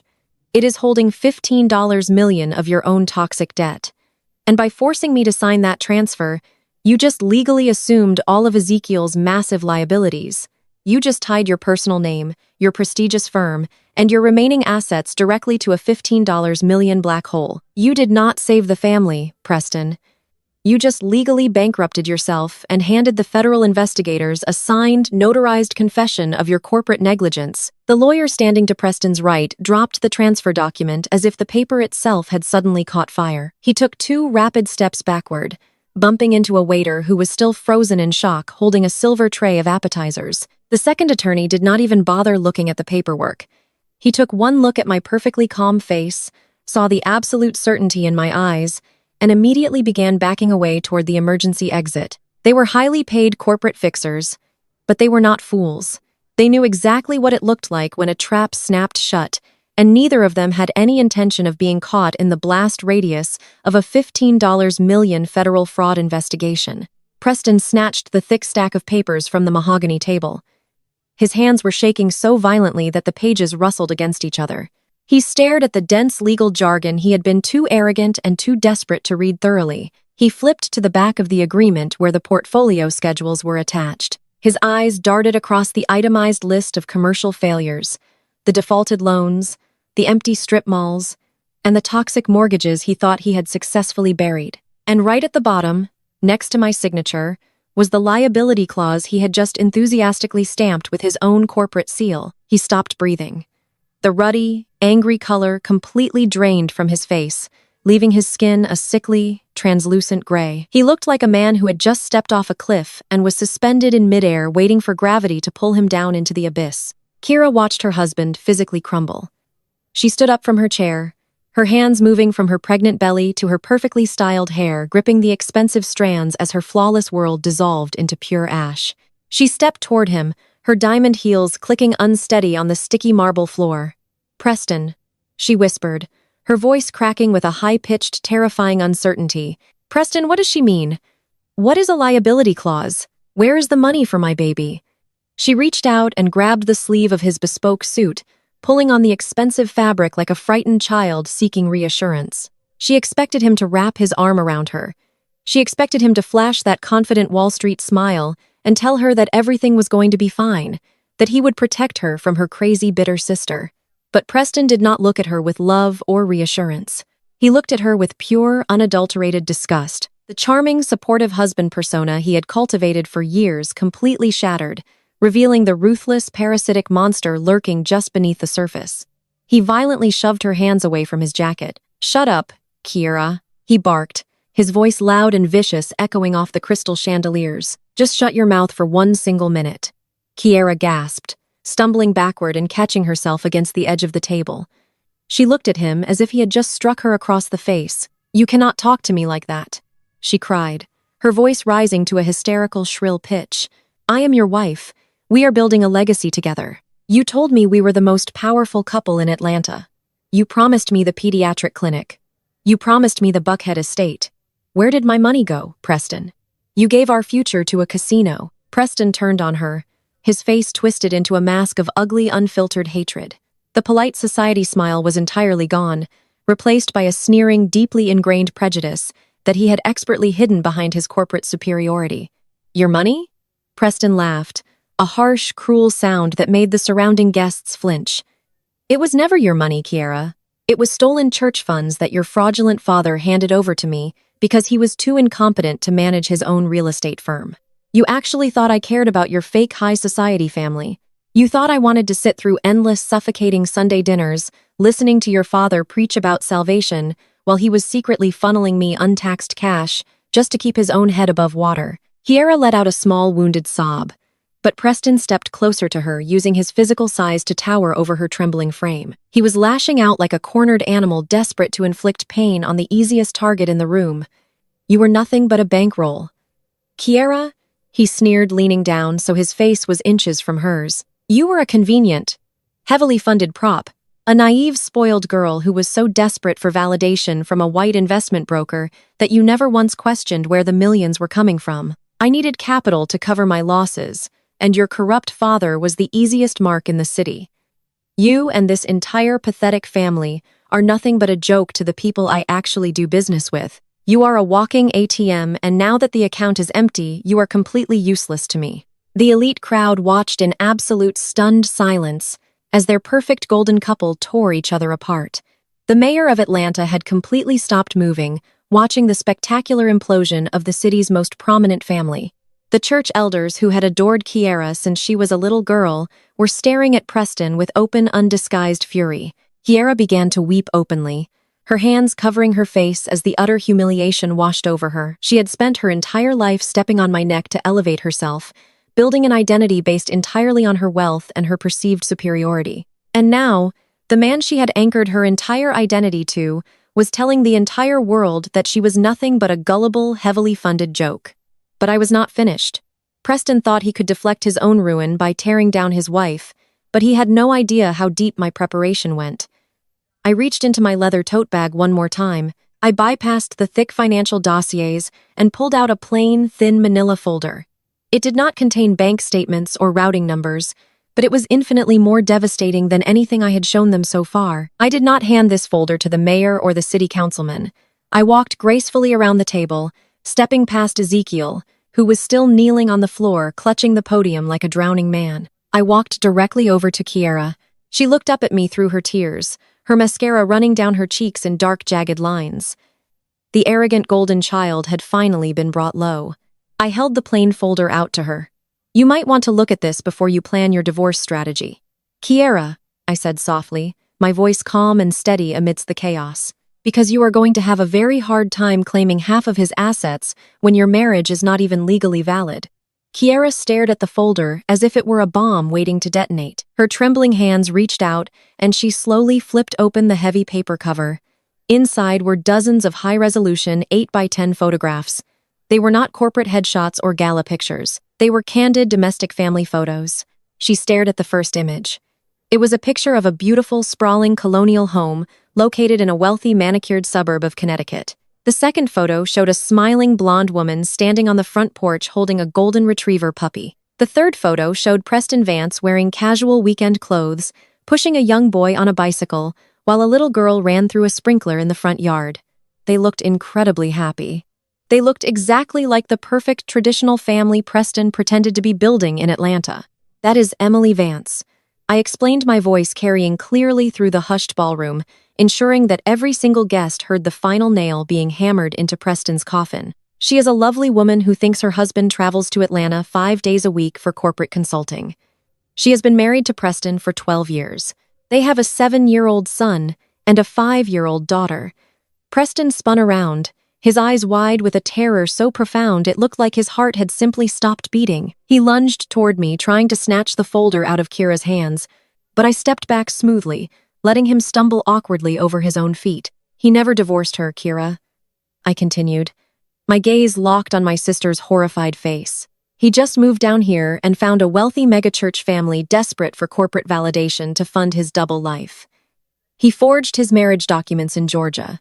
You are not his wife, Kira. You have no legal standing. You are nothing but his unwitting, heavily pregnant mistress. Kira let out a sound of pure, unadulterated agony. It was a visceral, gut-wrenching wail that echoed off the high ceilings and made the crystal chandeliers seem to vibrate. She dropped the folder, letting the photographs of Preston's real family scatter across the sticky floor right next to where Corrine was still curled into a ball. The betrayal was so absolute, so entirely consuming that Kira simply folded in on herself, sinking to her knees and weeping uncontrollably into her hands. The golden child, the undisputed princess of the Piedmont Country Club, had been reduced to a public tragic spectacle, entirely stripped of her pride, her wealth, and her marriage in less than 20 minutes. Preston stood in the center of the wreckage, completely paralyzed. He realized the sheer gravity of the trap he was standing in. His secret Connecticut life was exposed for the entire world to see. His multi-million-dollar fraud and embezzlement scheme was projected on 50ft screens behind him. His wealthy investors were calling the authorities, and he was now legally tethered to $15 million in toxic, unpayable debt. He turned to look for his defense attorneys, but the 2 men in the charcoal suits were long gone, having abandoned him the second they realized he was a walking federal indictment. Preston was completely and utterly trapped with absolutely nowhere left to run. The sheer, insurmountable panic finally broke his mind. His Wall Street composure shattered into a million sharp, jagged pieces of hysterical fear. He whipped his head around, his eyes scanning the room until they landed on Ezekiel. My father was still kneeling by the podium, sweating profusely, looking like a man standing before a firing squad.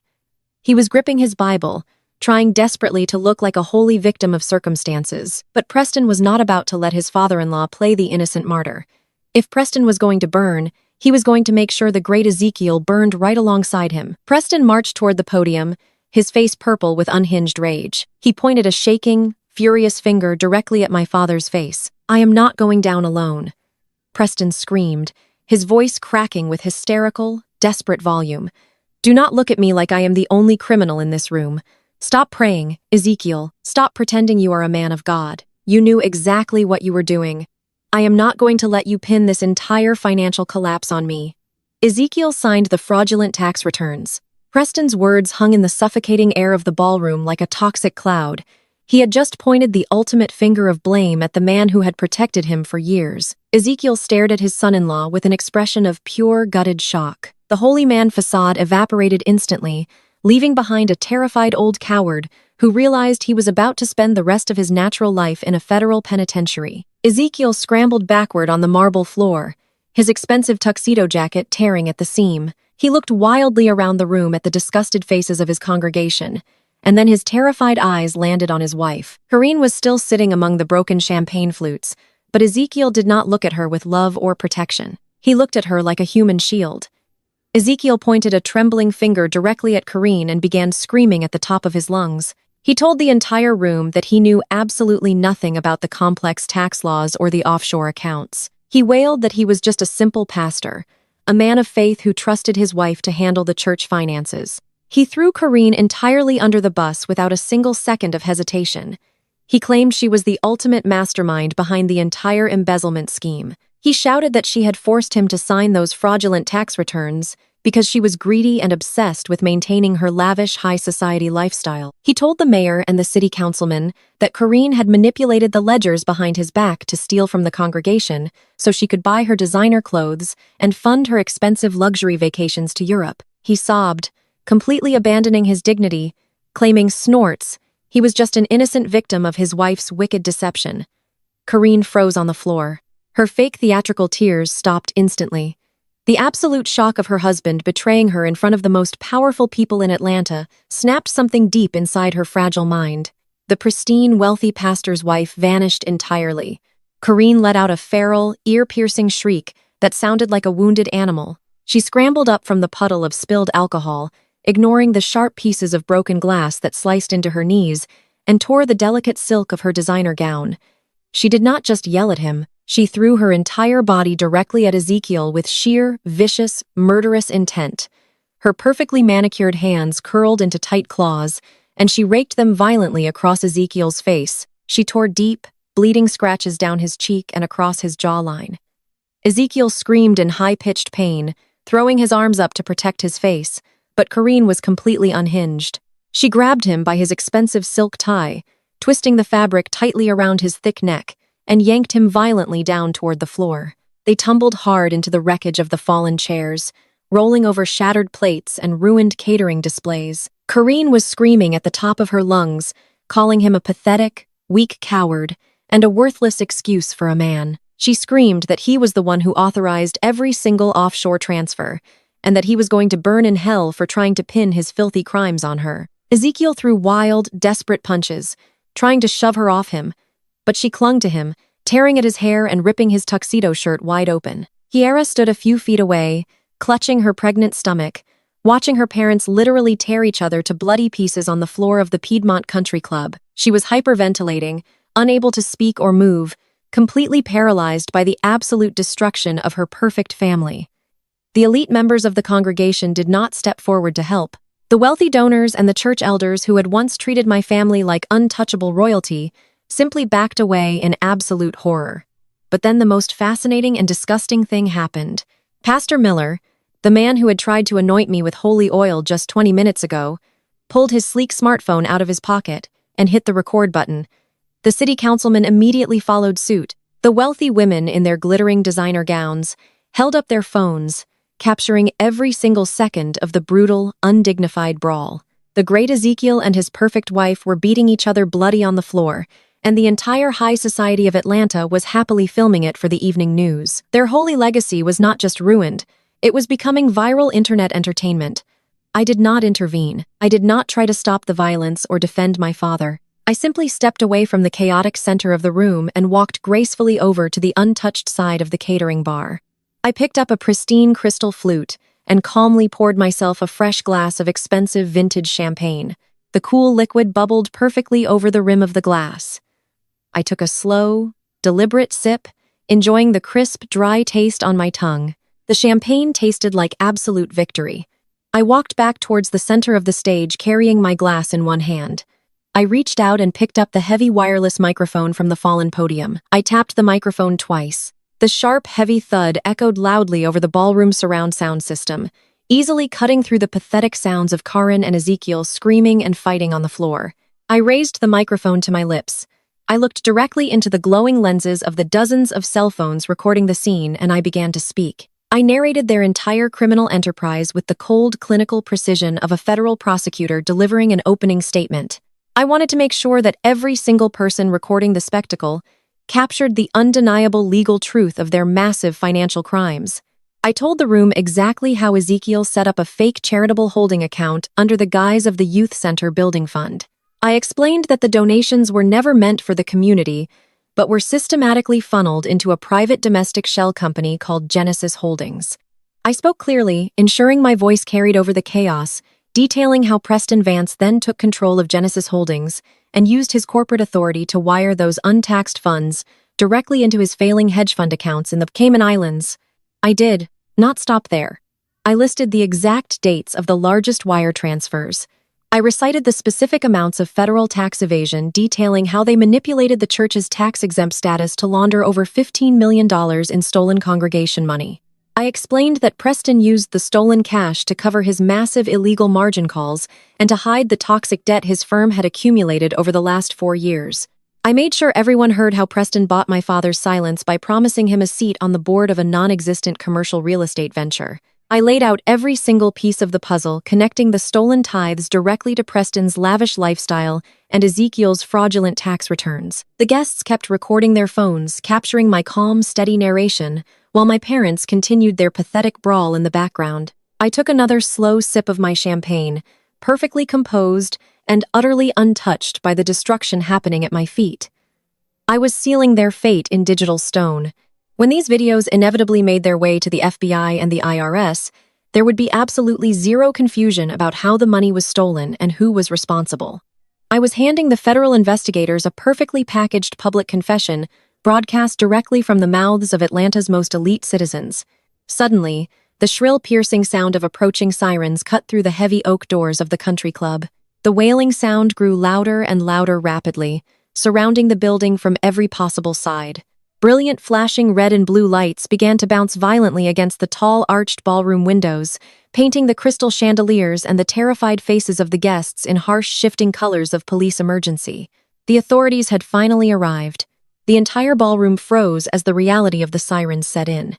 The crowd murmured in genuine panic, stepping further back from the main doors and lowering their phones. Preston, who had been standing completely paralyzed by the sudden collapse of his entire world, slowly lifted his head. He looked at the flashing red and blue lights painting the walls, and then he turned to look at me. His pristine Wall Street facade had entirely melted away, leaving behind a deeply unhinged man who had nothing left to lose. Preston threw his head back and began to laugh. It was not a normal laugh. It was a manic, hysterical, roaring sound that shook his entire chest and echoed terribly in the silent room. He pointed a shaking, aggressive finger directly at my face as the emergency lights flashed across his crazed, bloodshot eyes. "I called the police on you, Vivica." Preston screamed over the deafening sound of the blaring sirens, his voice cracking with pure, desperate madness. "You think you are so smart. You think you won this game. But you are the one going down tonight. I reported you to the federal authorities the second you showed those documents. I told them you hacked my private corporate servers. You stole that financial data illegally to extort my family. You committed federal cybercrimes to get those bank statements, and you are going away to federal prison for corporate espionage and cyber terrorism. I am going to watch them put you in handcuffs right now and lock you away in a dark cell where you belong." The heavy oak doors of the ballroom were violently thrown open. A flood of federal agents swarmed into the opulent space, moving with a terrifying, practiced efficiency. They wore dark tactical windbreakers with the bright yellow letters of the FBI and the IRS stamped clearly across their backs. The harsh reality of federal law enforcement crashed headfirst into the glittering fantasy of Atlanta high society. Wealthy donors screamed and scrambled backward, knocking over towering crystal centerpieces and abandoning their expensive designer clutch purses on the sticky marble floor. The harsh, flashing red and blue lights from the emergency vehicles outside pulsed violently through the tall, arched ballroom windows, painting the terrified faces of the congregation in shifting colors of absolute panic. Preston stood up straighter, adjusting the lapels of his ruined bespoke suit. He actually smiled. He looked at the armed federal agents storming the room, and his deeply ingrained arrogance blinded him completely to his own reality. He truly believed his status and his wealth made him untouchable.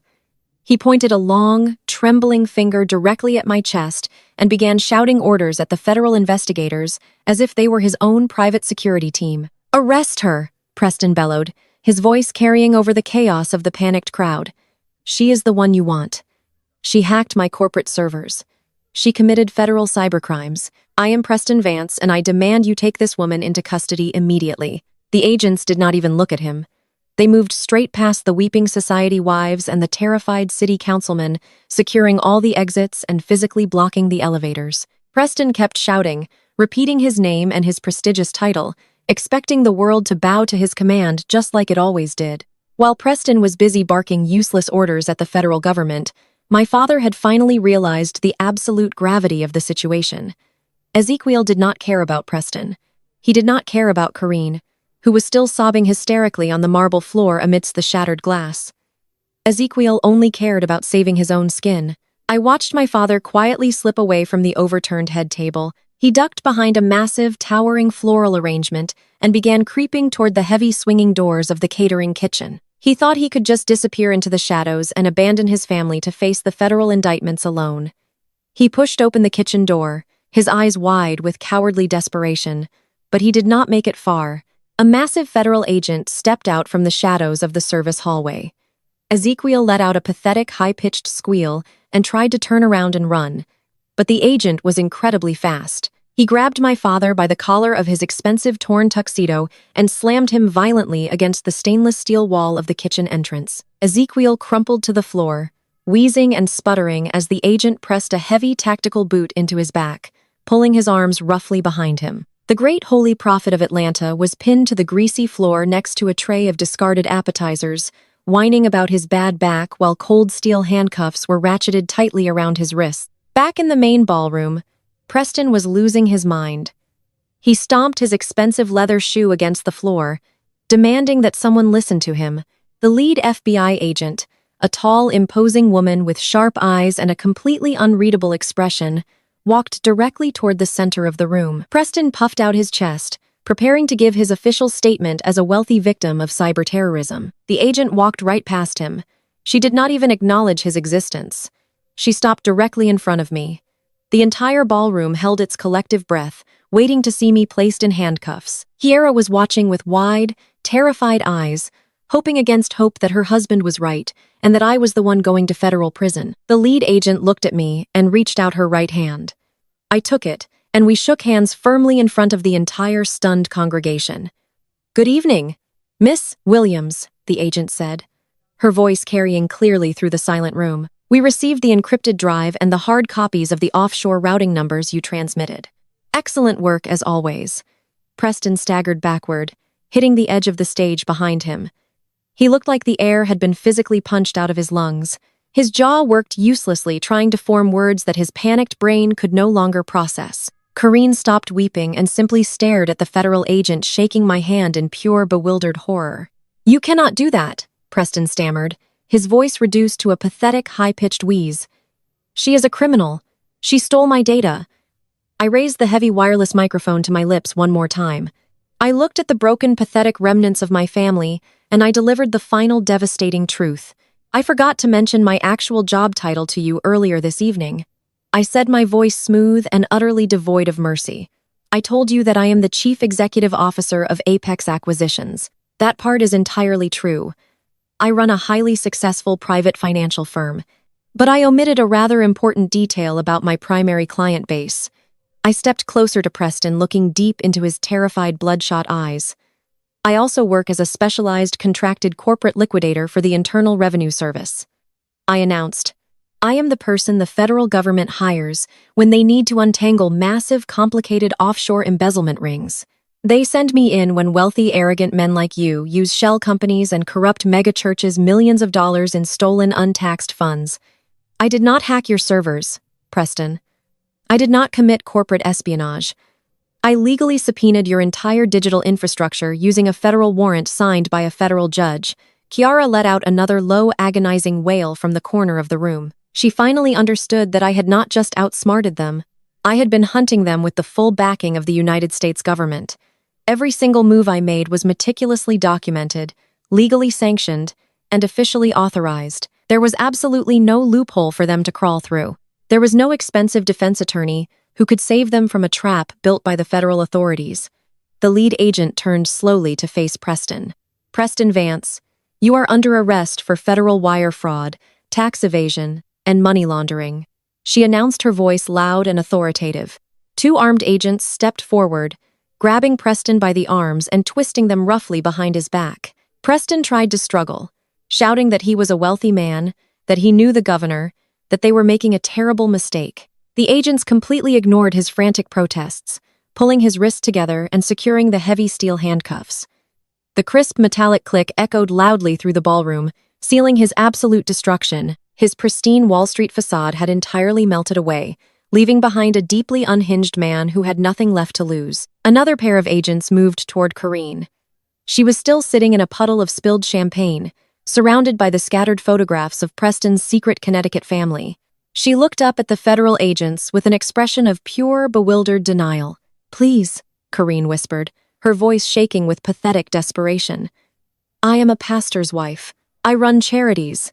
I am a pillar of this community. You cannot put me in handcuffs. I am wearing vintage silk." The agents did not hesitate. They hauled Corrine to her feet, ignoring her dramatic weeping, and slapped the cuffs onto her wrists. She wailed loudly, begging the surrounding church members to help her. but nobody moved. The elite donors and the wealthy politicians who had worshipped her just hours ago now looked at her with pure, unadulterated disgust. They backed away from her as if she were carrying a highly contagious disease. Ezekiel was dragged back into the main ballroom by the agent who had tackled him in the kitchen.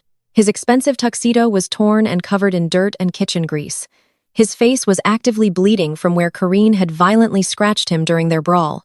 He looked like a wild, crazed vagrant rather than a respected spiritual leader. When he saw Preston and Karine standing in handcuffs, his mind finally snapped. The sheer reality of losing his wealth, his holy status, and his freedom drove him into a state of absolute delusional hysteria. He began thrashing wildly against the federal agents, screaming at the top of his lungs, "You cannot do this to me." Ezekiel bellowed, spittle flying from his lips as he struggled uselessly against the cold steel binding his wrists. "I am a man of God. I built this city. I built this empire with my own 2 hands. You have no jurisdiction here. This country club is mine. This entire property belongs to my real estate firm. You cannot arrest me on my own property." I stood perfectly still, pouring myself another splash of champagne as I watched my father completely unravel. I raised the microphone to my lips one last time, looking directly into his manic, terrified eyes. "About that, Ezekiel," I said, my voice soft, but carrying the weight of an absolute, undeniable reckoning. "I do not think you are in a position to claim ownership over this country club or anything else in this city. You see, you have been so entirely focused on Preston and his fraudulent hedge fund that you completely ignored the larger financial currents moving right beneath your feet. You thought you were the smartest man in the room, but you never once stopped to consider who was actually funding the loans that kept your precious real estate empire afloat." Before Ezekiel could even begin to process the implication of my words, the heavy oak doors at the far end of the ballroom swung open with a massive, resounding thud. The sound was so violent and unexpected that the federal agents instinctively reached for their sidearms, and the remaining high society guests let out a collective gasp of terror. The flashing red and blue lights from the police cruisers outside poured through the open doorway, casting long, dramatic shadows across the sticky marble floor. A man stepped through the threshold. He did not look like the dangerous criminal Ezekiel had described to Kiera all those years ago. He did not look like a thug or a low-level street enforcer. He was wearing a charcoal gray, bespoke Tom Ford suit that fit his broad shoulders with immaculate precision. His silver hair was perfectly styled, and his posture radiated a terrifying, effortless authority that made every single person in the room instantly hold their breath. He walked with the slow, measured gait of a man who owned the entire world and knew exactly how to dismantle it piece by piece. He was flanked by 4 massive men in dark suits who moved with the silent, lethal coordination of elite private security. They fanned out behind him, securing the entrance and watching the room with cold, calculating eyes. The federal agents who had been so aggressive just moments ago immediately stepped back, parting like the Red Sea to let the man pass. They recognized absolute power when they saw it. The mayor of Atlanta, who had been cowering near the overturned catering tables, let out a loud, audible gasp. His face drained of all remaining color, and he physically stumbled backward, knocking over a broken chair. He recognized the man instantly. Everyone in the elite tiers of the global financial world knew the face of Jeremiah Vance. He was not just a wealthy investor. He was an elusive phantom, a billionaire magnate who controlled international shipping lines, vast real estate portfolios, and private equity firms across 3 different continents. He was a man who toppled governments and bankrupted rival corporations before breakfast, and he was walking directly toward my handcuffed father. Ezekiel stared at the man approaching him, and the last shred of his sanity completely evaporated. His eyes bulged in their sockets, and his jaw dropped open in pure, unadulterated horror. He recognized the face. He recognized the cold, calculating eyes of the man he had sold his 5-year-old daughter to in a filthy, abandoned cabin 17 years ago. Ezekiel tried to scramble backward, but the federal agent kept a firm grip on his torn tuxedo collar, forcing him to stay on his knees. "You," Ezekiel choked out his voice, nothing more than a ragged, terrified whisper. "It cannot be you. You are a criminal. You are a monster. I made a deal with you. I left her with you." Jeremiah did not look angry. He looked entirely serene, which made him infinitely more terrifying. He walked smoothly past the weeping Karine and the completely paralyzed Preston, stopping right next to me. He stood tall and commanding a perfect anchor in the center of the chaotic ballroom. He reached out and gently placed a reassuring hand on my shoulder, a gesture of pure paternal protection that made Ezekiel flinch as if he had been physically struck. "You always were a remarkably stupid man, Ezekiel," Jeremiah said, his voice a deep, resonant baritone that echoed effortlessly through the silent ballroom. "You let your greed and your pathetic desperation blind you to the absolute reality of the world. 17 years ago, you drove a terrified 5-year-old girl out to a cabin in the middle of nowhere. You sold your own flesh and blood to a man you believed was a violent cartel leader. You handed her over to me like she was nothing but a piece of trash to settle your filthy gambling debts and to fund your fake holy empire." The congregation gasped in collective horror. The wealthy donors and church elders stared at Ezekiel with absolute revulsion, finally understanding the true depth of their pastor's depravity.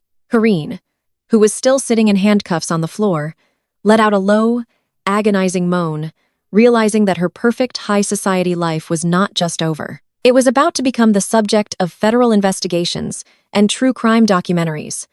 "But you did not know who I really was." Jeremiah continued, taking a slow, deliberate step toward the kneeling pastor. "You did not know that I had been tracking your corrupt little real estate firm for months. You thought you were so clever hiding behind your church and your phony charity, but you made one massive, unforgivable mistake." Jeremiah turned to look at me, and I reached into the neckline of my dress, pulling out the heavy antique silver locket I had worn every single day since I was a child. I held it up, letting the crystal chandeliers catch the tarnished metal. "You did not know that the locket she wore belonged to my little sister," Jeremiah said, his voice dropping an octave, wrapping around the room like a physical threat. "My sister, who died because your corrupt shell companies bought up her medical debt and foreclosed on the hospital that was treating her. I did not arrange that meeting in the cabin because I wanted a victim, Ezekiel. I arranged that meeting because I wanted to look the monster who destroyed my family directly in the eyes. I wanted to see the pathetic little coward who built his kingdom on the blood of innocent people." Ezekiel began to shake violently, crying and blubbering, denying everything, pleading with the federal agents to protect him from the billionaire standing over him. But the agents did not move. They simply watched the absolute destruction of a man who had built a legacy on lies. "I did not hurt Vivica," Jeremiah said, turning his gaze back to the crowd, ensuring that every single camera phone captured the truth. "I looked at this brilliant, broken girl, and I saw the exact same fire, the exact same relentless spirit that my sister had. I did not lock her away in a dark room. I took her in. I raised her. I gave her the finest education money could buy. I sent her to the best universities in the world. I taught her everything I knew about corporate strategy, hostile takeovers, and ruthless financial domination. I trained her to be the apex predator of the global financial world. I turned the very child you discarded into the absolute architect of your total destruction." Kiera, who was still huddled near the broken catering table clutching her pregnant belly, let out a loud, hysterical sob.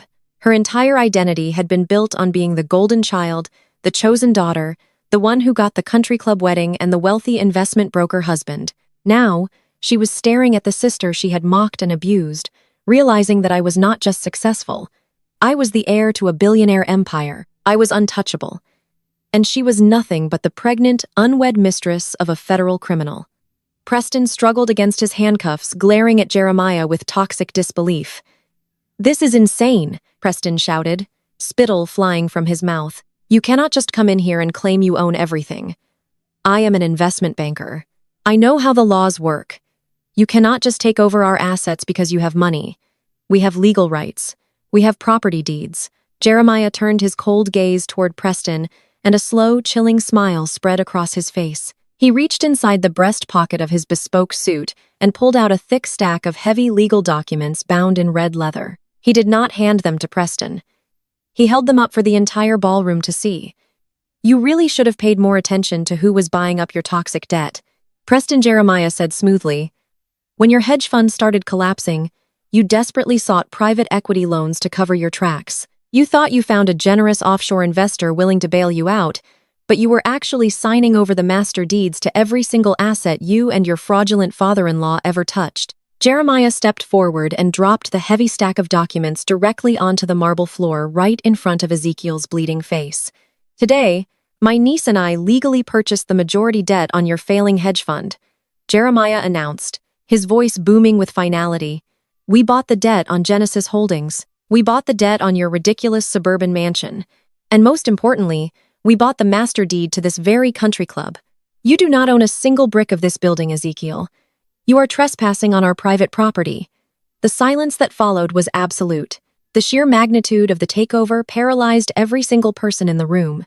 There was no loophole left to exploit. There was no defense attorney who could argue their way out of this. Ezekiel, Corrine, and Preston were entirely surrounded by federal agents, bound in steel handcuffs, and completely stripped of every single dime they had ever stolen. "Take them off my property," I said, looking directly at the lead FBI agent. "The stench of their failure is ruining my champagne."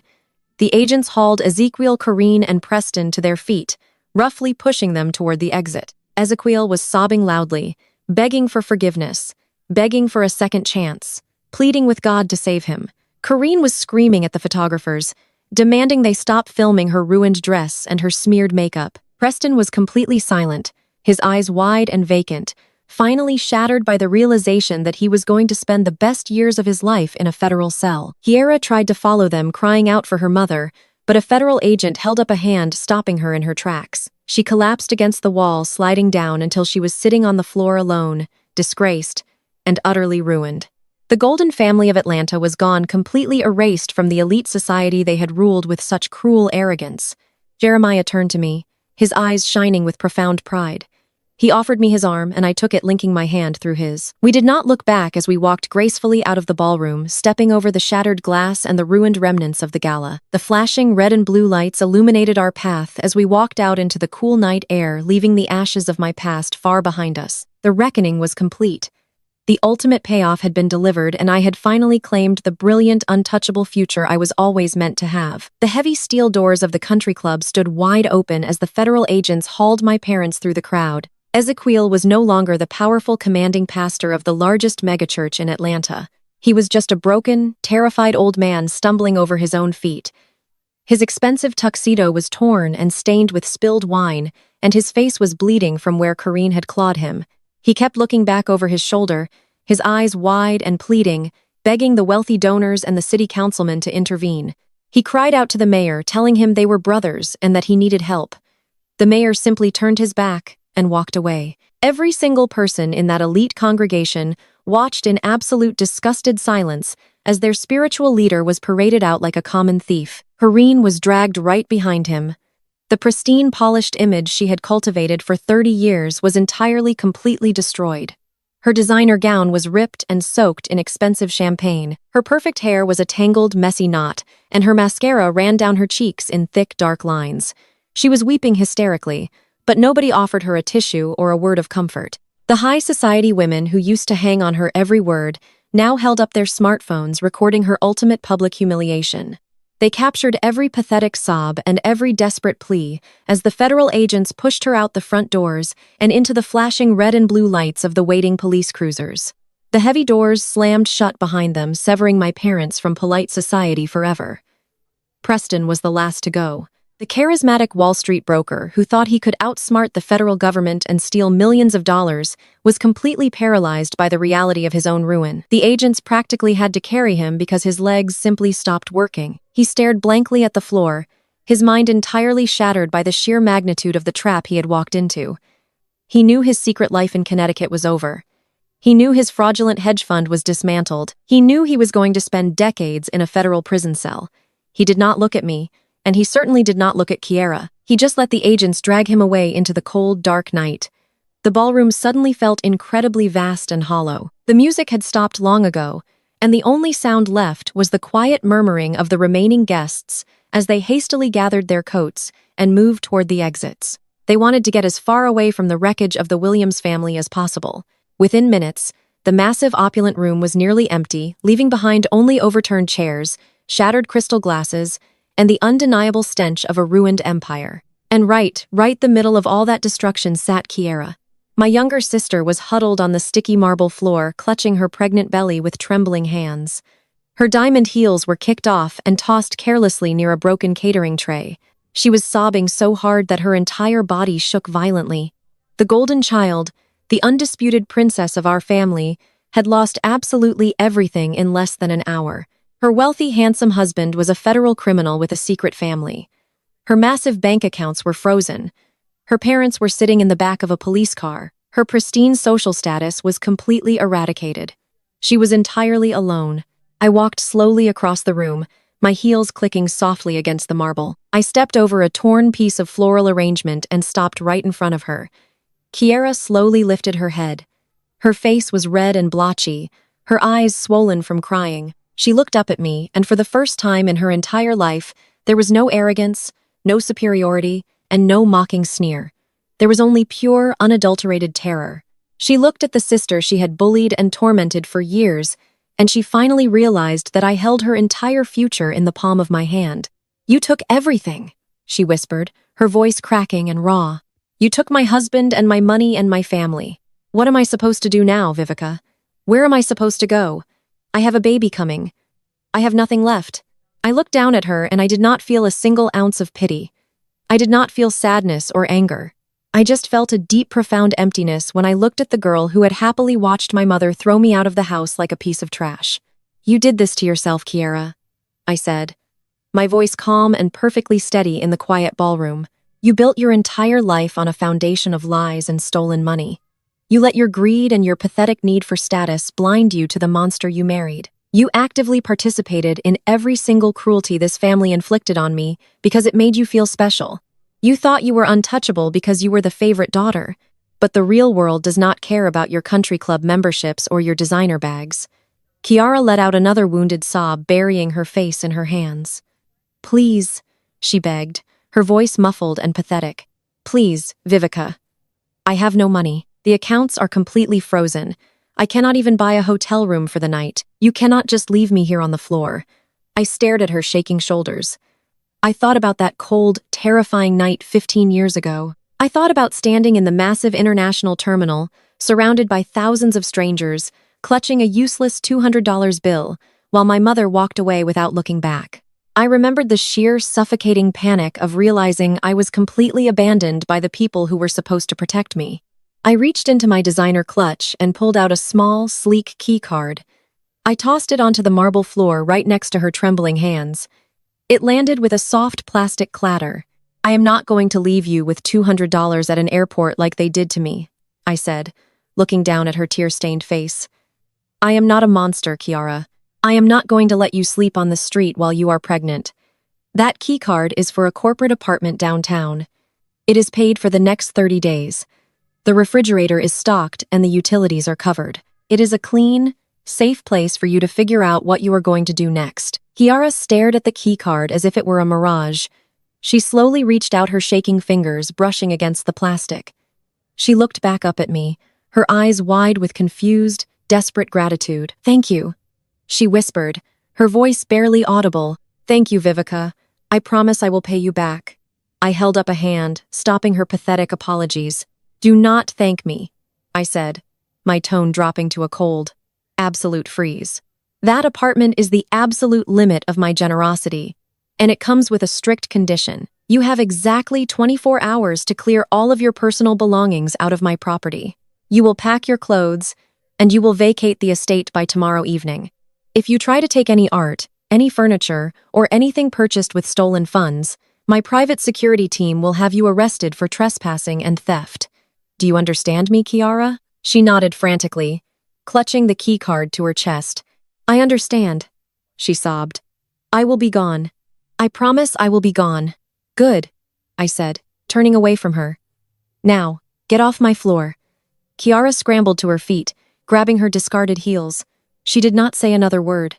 She just kept her head down and practically ran toward the heavy oak doors, fleeing the ballroom and disappearing into the cold night. She was finally gone, and the last toxic remnant of my past was completely erased. The grand ballroom was entirely empty now. The federal agents had finished their sweep, and the local police had cleared the perimeter. The chaotic, terrible energy that had suffocated me all evening had completely evaporated. The oppressive, fake atmosphere of the Atlanta elite was entirely gone, leaving behind a massive, quiet space that felt incredibly peaceful. I stood alone in the center of the room, surrounded by the wreckage of the gala. I reached up and gently touched the heavy, antique silver locket resting against my collarbone. The cool metal felt grounding, a solid reminder of everything I had survived and everything I had built. I closed my eyes for a brief second, letting the profound silence wash over me. The war was over. The battle I had been fighting since I was a terrified 5-year-old girl was finally officially won. A slow, steady footstep echoed across the marble floor. I opened my eyes and turned around. Jeremiah was walking toward me, his hands casually tucked into the pockets of his bespoke suit. His private security team had waited outside, giving us the entire ballroom to ourselves. He stopped a few feet away, looking at the overturned tables, the spilled champagne, and the scattered floral arrangements. He did not look angry or upset about the mess. He looked incredibly satisfied. "You handled that perfectly," he said, his deep baritone voice breaking the heavy silence. "You dismantled their entire operation with absolute surgical precision. You did not let emotion cloud your judgment, and you executed the takeover flawlessly. I could not be more proud of you, Vivica." I smiled, feeling a genuine warmth spread through my chest. Coming from the most feared and respected billionaire in the financial world, that compliment meant everything. "I learned from the absolute best," I replied, dropping my hands to my sides. "You taught me how to read the numbers, how to track the offshore accounts, and how to wait patiently for the exact right moment to strike. I just followed your playbook." Jeremiah chuckled, a low, rich sound that echoed in the empty room. "You went far beyond my playbook, kid. You took everything they built, and you turned it to ash in a single evening. You ripped their empire right out from under their feet, and you did it all completely within the bounds of the law. They never even saw you coming." He walked closer, stepping over a broken crystal glass. He looked around the massive vaulted ceilings, the grand chandeliers, and the opulent architectural details of the country club. "It really is a beautiful property," he observed, his eyes scanning the intricate molding. "A bit flashy for my taste, but structurally very sound. It will make an excellent addition to our commercial portfolio once we gut the interior and rebrand the entire operation." I reached into my clutch one last time. My fingers brushed past my phone and my credit cards wrapping around a heavy set of brass keys attached to a thick leather keychain. I pulled them out, holding them up in the dim light of the ballroom. The keys clinked softly against each other, a sharp metallic sound that signaled the ultimate transfer of power. Jeremiah looked at the keys and then he looked at me. His eyes were soft, reflecting the deep paternal bond we had built over the last 17 years. He had taken in a broken, discarded child, and he had raised a conqueror. He had given me the tools to exact my revenge, and he had stood by my side while I executed it. "Ready to go home, kid?" Jeremiah asked, a gentle smile touching the corners of his mouth. I looked at the heavy brass keys resting in the palm of my hand. I thought about the massive suburban estate sitting empty across town. I thought about the sprawling, luxurious country club. I thought about the millions of dollars in recovered assets that were now legally secured under my corporate holding company. I looked around the silent, ruined ballroom one last time, absorbing the sheer magnitude of my absolute victory. The people who had tried to destroy me were locked in federal holding cells. The sister who had mocked me was sleeping in a temporary corporate apartment. The empire they had built to keep me out was now entirely mine. I looked back at Jeremiah, wrapping my fingers tightly around the cold brass keys. I smiled, and it was the most genuine, unburdened smile I had ever felt. "I am home," I said, my voice ringing with total, absolute certainty, "and I own it."